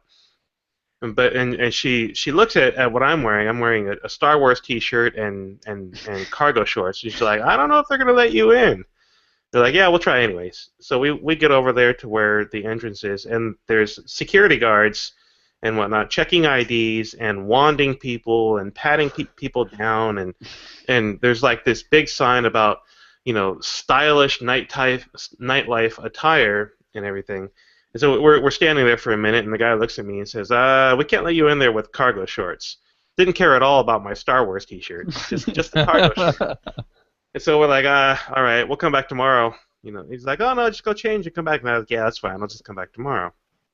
So we start walking back to the elevators to our rooms, and we walk past those same 2 women that gave us directions. And they're like, what's the matter? You didn't get in, or wasn't fun? And I'm like, yeah, I'm not one of the cool kids. They wouldn't let me in. And John says something to the effect of, but I bet if you gave him your skirt, they would let him in. So at this point, she's telling the other story. I'm getting there. This is leading up. There's just too much fun with the Ghost Bar. All right. So we're talking to them about basically me exchanging my cargo shorts for her skirt, and she's like, "All right, I'll do it, but only if you can sing all of the words to this song to me right now." Whatever song was playing on the speakers, and I couldn't hear the song. And by the time I figured out what song it was, I didn't know the words. So I was like, all right, that sucks. So the next night, we actually get up to the ghost bar. I had on, long pants and a nicer looking shirt. And so we're outside hanging out, and there's like all these wonderfully drunk people making fools out of themselves and everything, including a rather drunk Scotsman who keeps getting people to touch John's biceps, which was hilarious in itself. At one point, though, there was an announcement about somebody's birthday, and everybody's like, "Yay, happy birthday!" And a few moments later, this woman with this, happy birthday sash on comes out, and this drunk Scotsman gets her to touch, tries to get her to touch John's biceps, and I think she refused at that point. But after a few moments, she leans over to John and asks, "Are you in the army?" And John's like, "Oh no, I'm a software developer." And she gets this look like, "What? A software developer? But you look so good. I thought you were in the army." And starts going on and on and on. And after talking to John for a few minutes there, she looks over at me because I'm standing there right next to him. It's like, "Well, what do you do?" And I am the typical software developer, hands moving up and down to showcase my wonderful developer physique. And she's like, "Oh, but you're so cute!" And she reaches out and starts pinching my cheeks and grabs my stomach. After. And then he went. And so she's like telling me how cute it is that how cute I am and how much I'm the cutest person there and all this. And a couple of her friends walk over, and she starts or they start saying, "Oh, we got to get pictures over the edge." And so this woman that had been fondling my cheeks says, "Oh, take our picture." So John gets the camera and starts taking pictures. And then she reaches over, grabs me, and pulls me into the picture. So I'm getting my picture taken with these 3 random drunk women on top of the Palms Hotel. And I'm thinking, oh man, this opportunity is too great.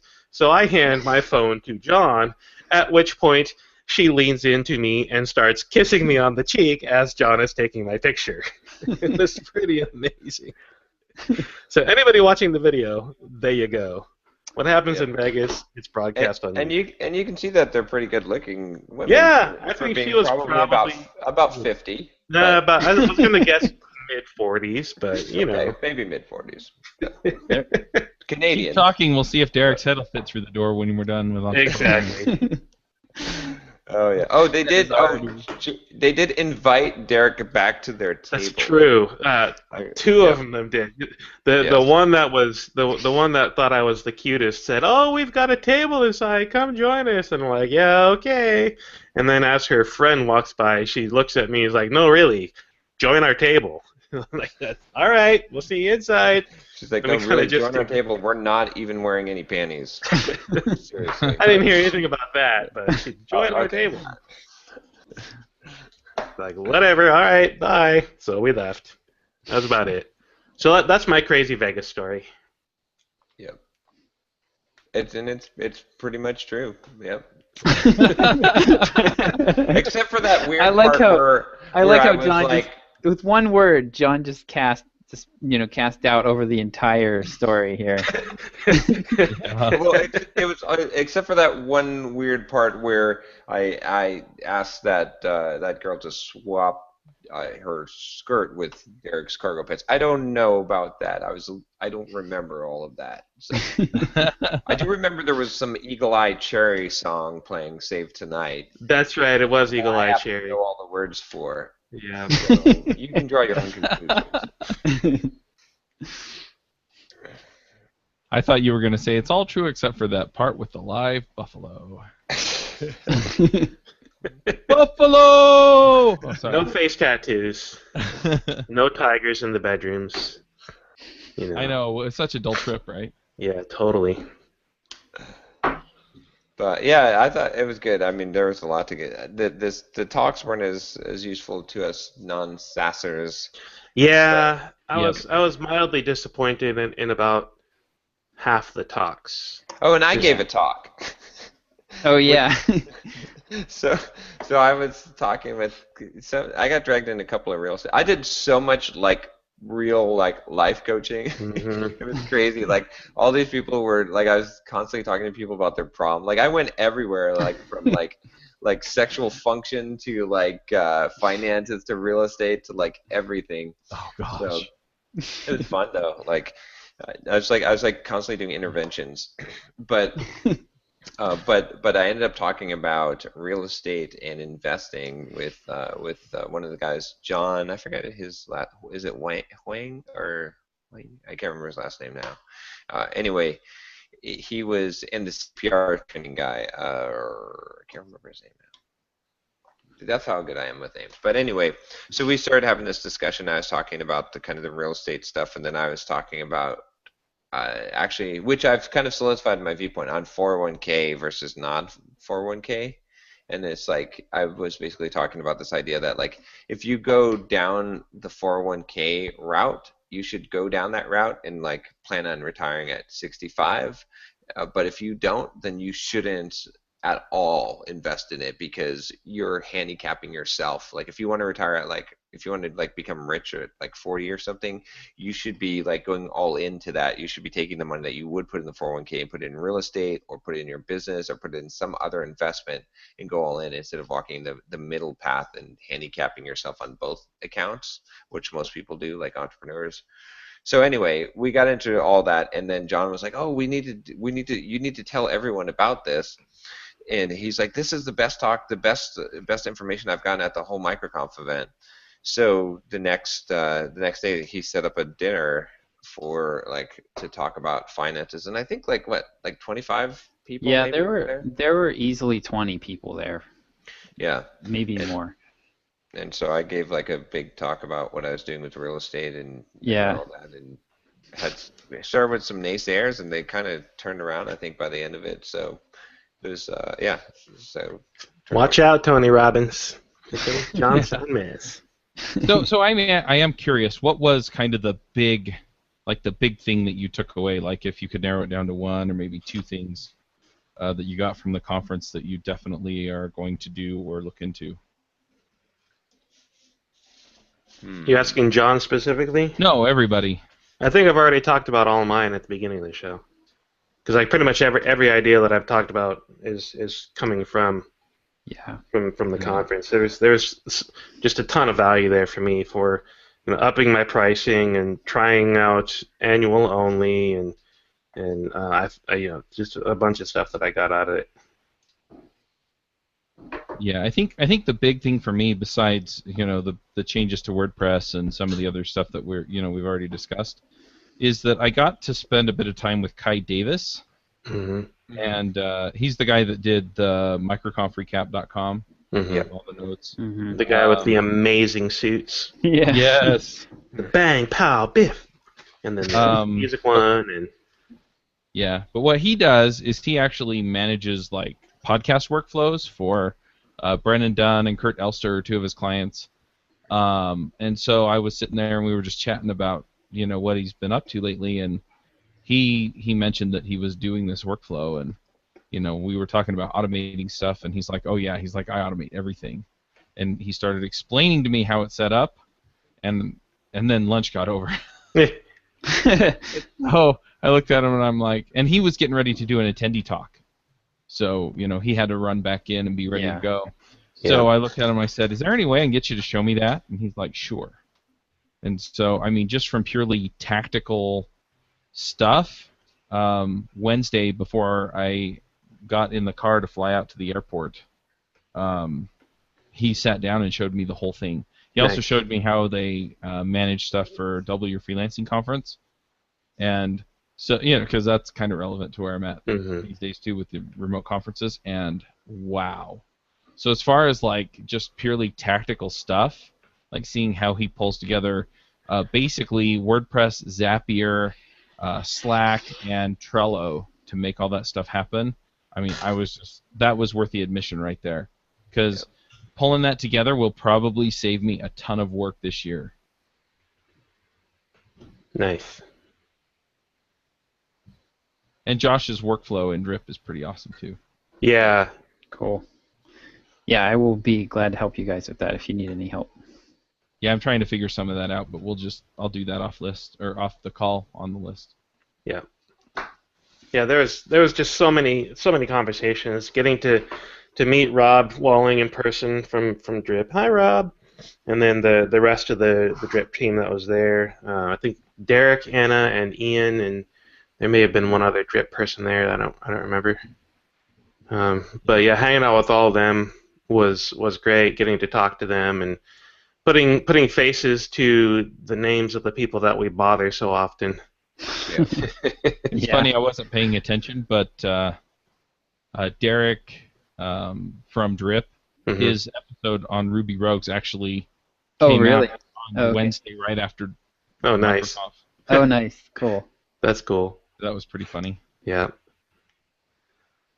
There were a lot more developers and info product people there than I expected, which was good for me because it ended up being really good conversations. But I was honestly pretty worried about that prior to the week prior to going, which is why I ended up joining the MicroConf Slack, and turned out there were a lot of info product people there, and so we organized this what was it, dinner on Sunday for info product people, and it started some really good conversations that turned into people talking more and more throughout the week as the conference was going, and that's where a lot of these ideas that I got came from, and then got reinforced by the talks themselves. So Rob Walling, had at the beginning of the conference told everybody, come away with 3 things that you're going to be doing in the next few weeks, and then come away with 3 new relationships, people that you're going to follow up with and stay in touch with. And I'm not so sure I'm so good at the relationship side of things and following up, but I've definitely got a list of 3 things that I'm going to be doing, specifically the raising my prices, dropping to only the annual plan, and the user onboarding bit. Those are 3 big things that I got out of there that I can do pretty quickly, get them done. And then there's 1,000 little things that those 3 big things entail. Yeah, I think I've got the opposite. I don't have anything on my list of things. My audio died again. No. Podcasting problems. Episode 9054. So I don't think I have anything on the list of 3 things that I'm going to do, because this just wasn't very tactical for me. And plus we've got a list of like 5,000 things that we need to do. Yeah. So we've already kind of hashed this out. I mean, maybe some of the things that Josh and I discussed, we came up with some stuff to do, but I'm not thinking of major ones at this point because we've already cashed out a lot of that. But I did come up with probably 40 connections. Like, I connected with a lot of people. I talked to probably a quarter of the people at MicroConf. So that was cool. Yeah, I'm kind of in the same boat actually. It was the talks were not very focused. So it's interesting because I'm not really. A lot of people are in this place with their business where they're like, I just don't know what to do next. I feel stuck, and I'm kind of not there at all. I'm basically okay, I pretty much know what all the high leverage activities are that I can do for the next 2 years. I just need to get them done. So I guess I'm just kind of in a different place. And plus, since I'm always, I get to see kind of behind the scenes in so many different businesses that none of the stuff in the talks was really new to me. There were a couple, the 2 that were really good were the pricing ones. Were the pricing and the churn.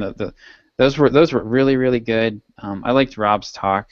I kind of actually one idea, Rob, if you're hearing this, is I would kind of like to see next year if you would give the people more of a framework for their talks. Yeah.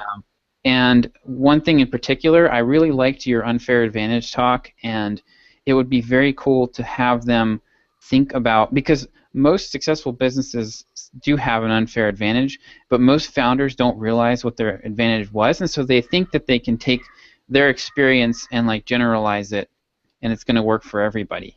Exactly. Yep. And that was one thing I really appreciated about the co-founder of Stripe was he was like, look, like we did this stuff and it worked for us, but you have to be very careful about extrapolating too much from our experience. And if I'm not sure I could do this again, because sometimes the stars just align a little bit.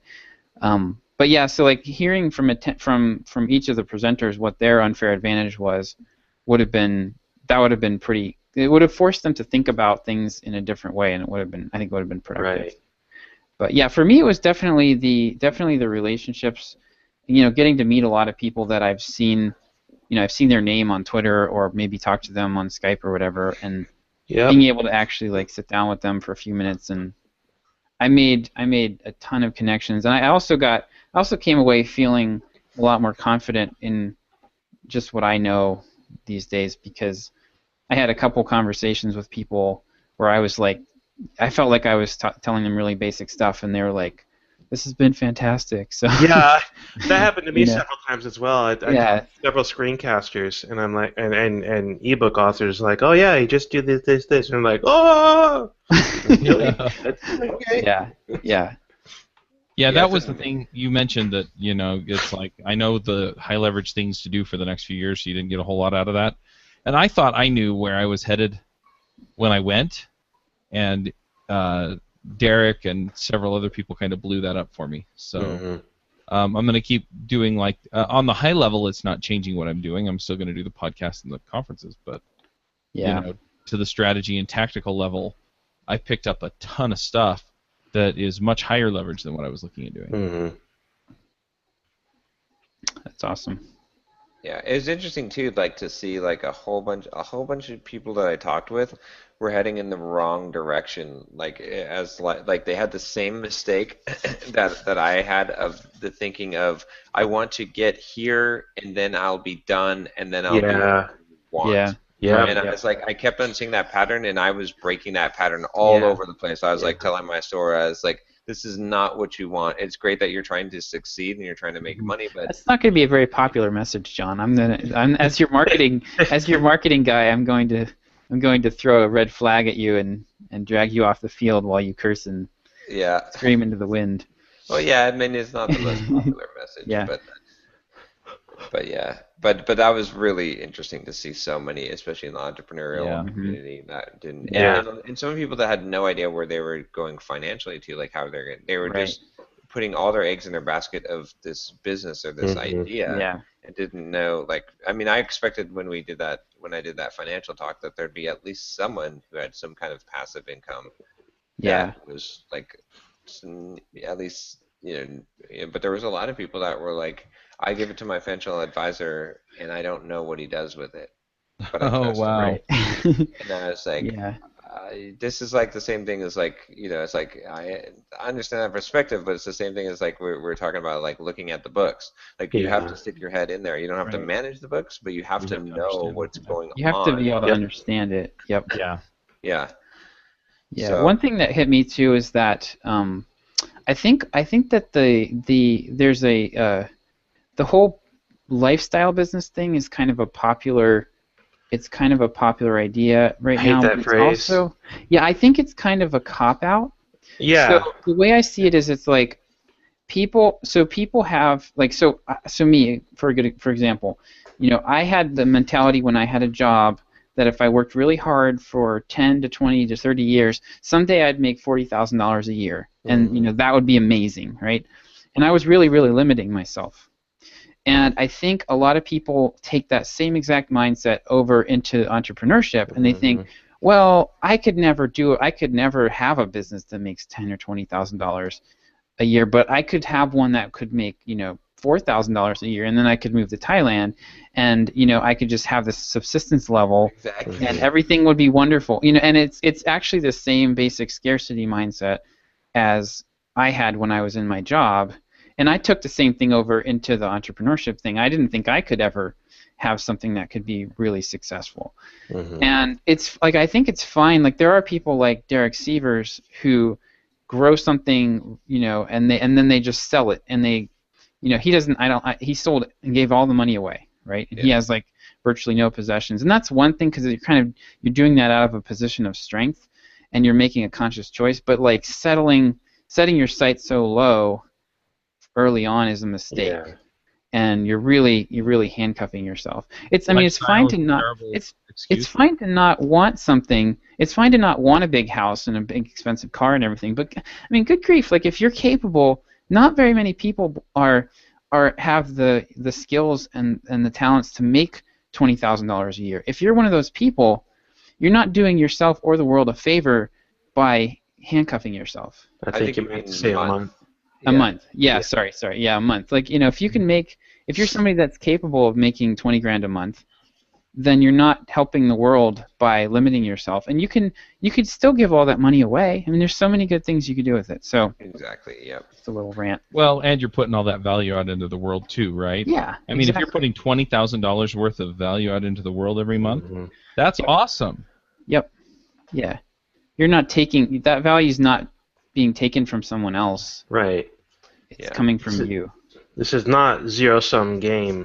This is expansion. I was sitting there for hours on end talking strategy and tactics and marketing and content with Joel from Egghead, and both of us are in this conversation just wholeheartedly, having fun and talking about what we love doing and why and how great it is. And we're competitors. I mean, at the most fundamental level, we are competitors trying to get, subscription revenue from potentially the same people.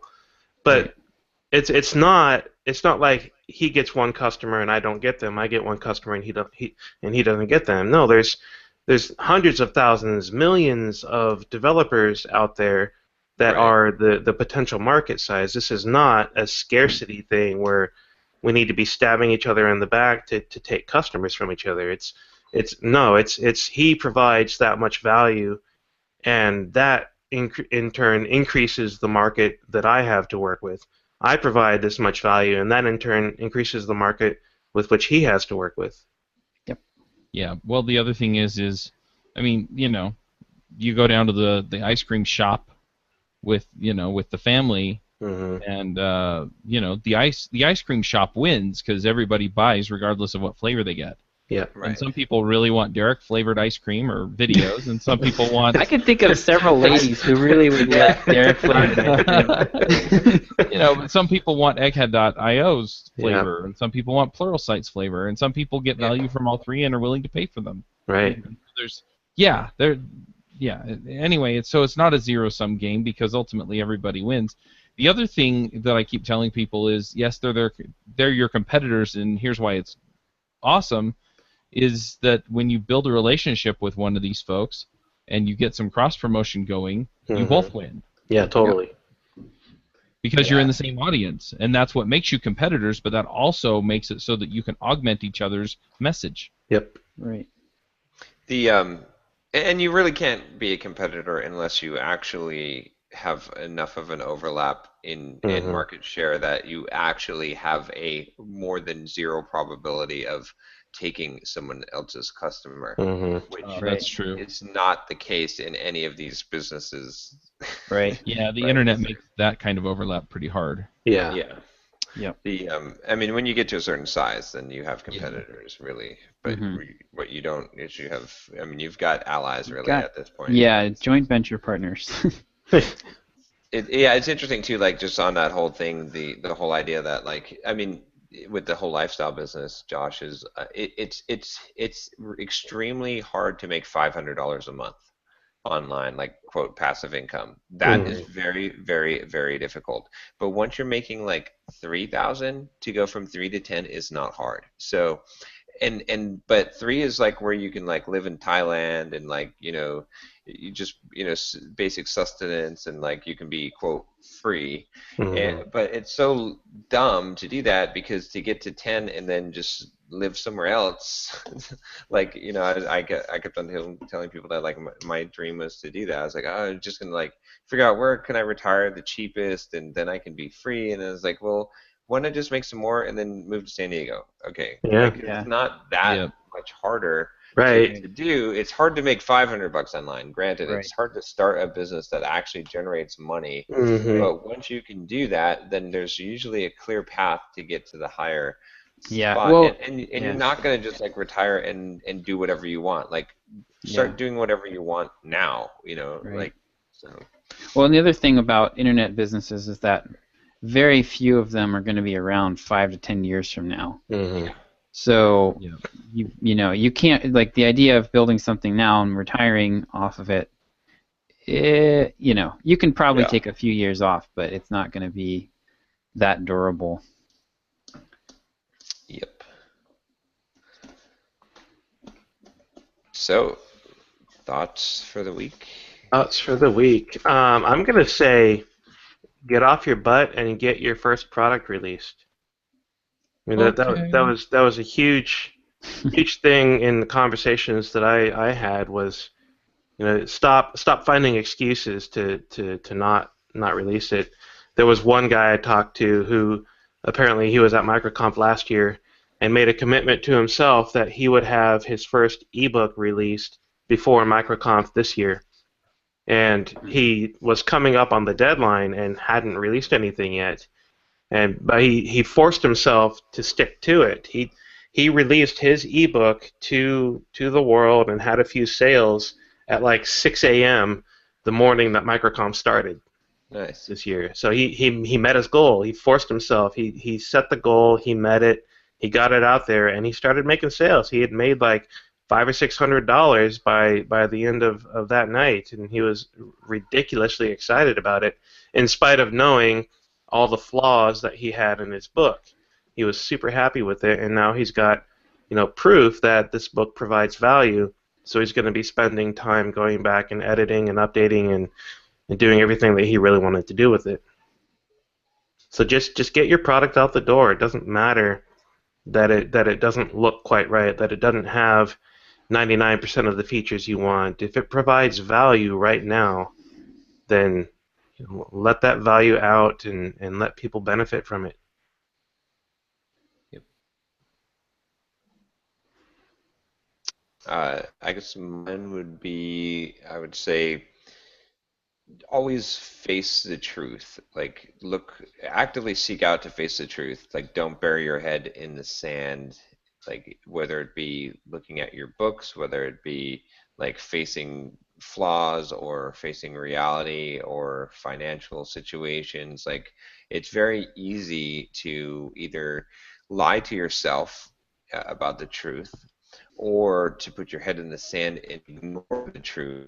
Mm-hmm. Thing is, either of those strategies, they may sustain you for a short time, but you can never actually make forward progress until you're willing to face the truth in all areas, as painful as they may be. So you should always be seeking out the truth as much as possible, instead of doing the coping mechanisms that we tend to do that end up derailing us and hurting us. A lot of, I mean, I've definitely done this in the past for sure. I still have the tendency to want to bury my head in the sand on certain things, inconvenient truth that I don't want to face.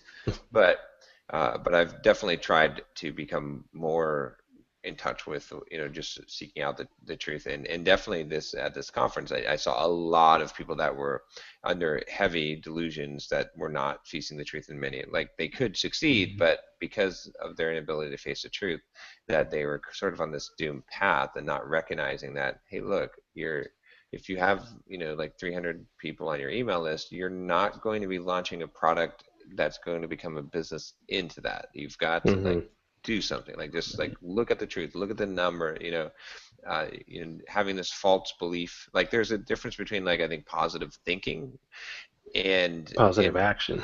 Yeah, exactly. And it's like there's some people that are like, oh, I'm just thinking, they're hoping what they're doing is they're not facing the truth. Positive thinking is like, whatever the circumstances, I'm going to make the most of them and turn them to my advantage, whether it be because I got beat up and now I learned, or because I succeeded and I moved forward. But but I think a lot of people are really just in very heavy stages of denial, and it's really easy to fall into that. And I am only saying that because I do it myself. Oh yeah, we all do. Yeah. So It's definitely something that, like, sometimes it's helpful to see a lot of people doing that, like kind of mass delusions. It helps. Yeah. Sometimes it gets hard to know the truth when there is this mass delusion, and Yeah. the non-entrepreneurial world, the 40-hour-a-week world, is full of those kinds of delusions, and Yeah. we accept it so readily because why would everybody else be wrong? Yep, exactly. So, yep. So face the truth at all costs. It's never worth hiding from. So, I think I'm going to say mine is going to be get to know your customers, and do that in as somebody at the conference used the term high fidelity, kind of meaning basically face to face, or talk to them, because what I see a lot of people doing, I saw this at the conference, and I answered a couple emails this morning where people are like, I sent out 200 emails and no one replied, and I'm like, okay, well, like what do I do next? Well, I don't know, because I don't know if it's like you just need to tweak the wording of your email a little bit if it's a copywriting problem, or if your offer is something that no one cares about. Or if you're trying to send an offer and an email to people that are the wrong people. Exactly, yeah. So I sent out 200 emails to my mailing list of dentists, and I offered them these great screencasts on JavaScript, but nobody bought anything. Well, let's see. Yeah, so and a lot of the, that was kind of a recurring theme in a lot of the talks, and people realized that the more, like Nathan Barry, getting on the phone with people one-on-one and talking to them about ConvertKit, and and then asking them if they wanted to switch over, and hearing why they didn't want to.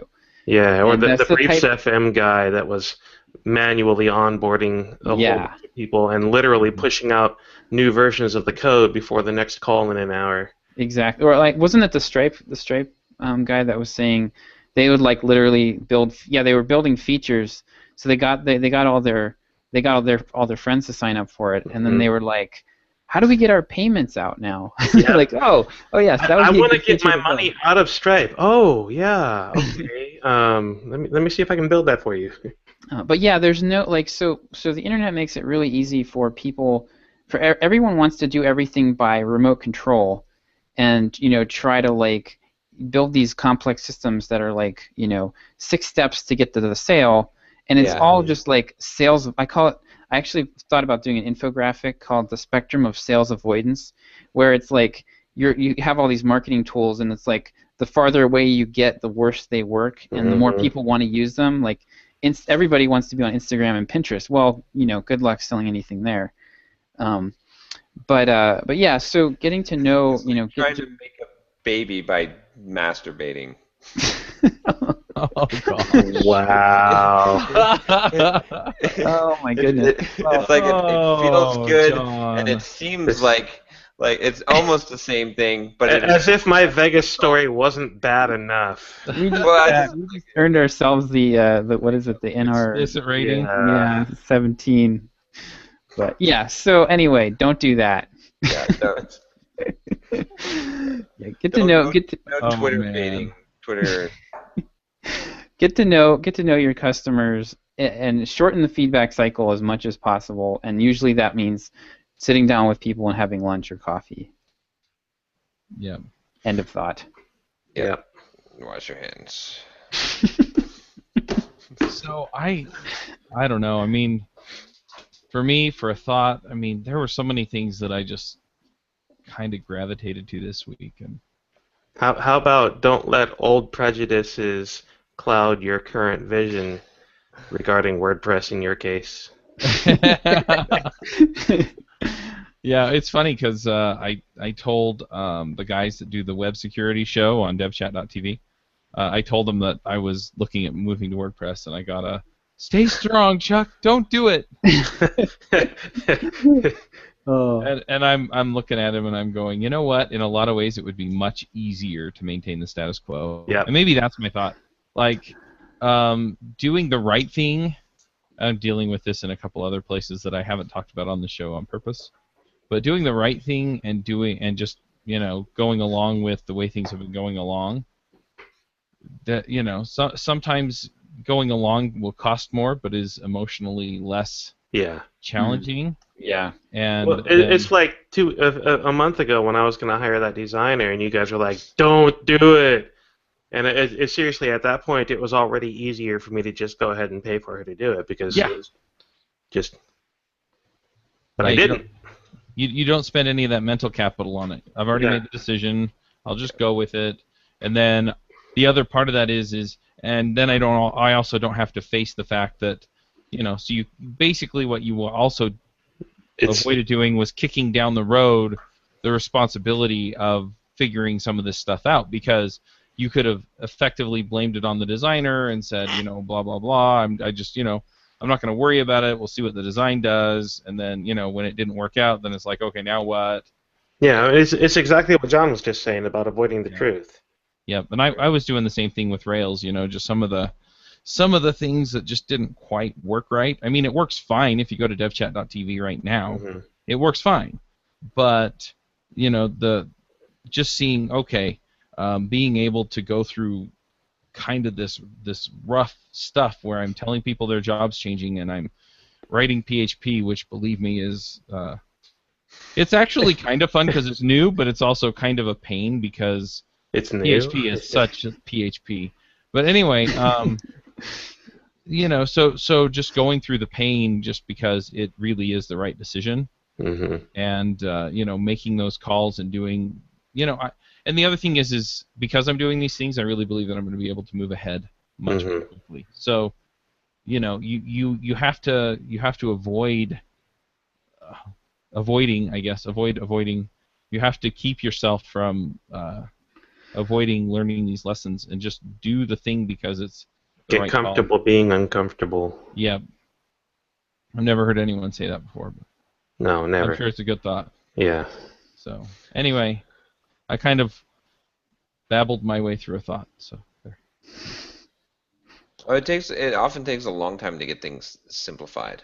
Yeah. It's often very complex. You're collapsing it down to make something very simple now with WordPress, but it was a long, long path to get there to be able to simplify. And I don't think you could have just jumped on WordPress. I think the path that you went sort of led you there because you had to gain enough knowledge and information to realize that you could actually do this. And now you have the simplest thing that will work for you. So. Yeah, well, and I had to go through enough pain with what I was actually doing with my current path before I was willing to accept moving on to a new one. And I still freaking hate you, Derek. And I'm sure your employees hate me as well. All right. Shall we wrap it up? Yep. Right. Do it. Same bat time, same bat channel. Yep. See you guys next week. See ya. All right. See ya. Bye. Oh, and we'll invite Adrian next week. Yeah, totally. Adrian! All right. Oh, wrong Adrian. Sorry. All right. See ya. Bye.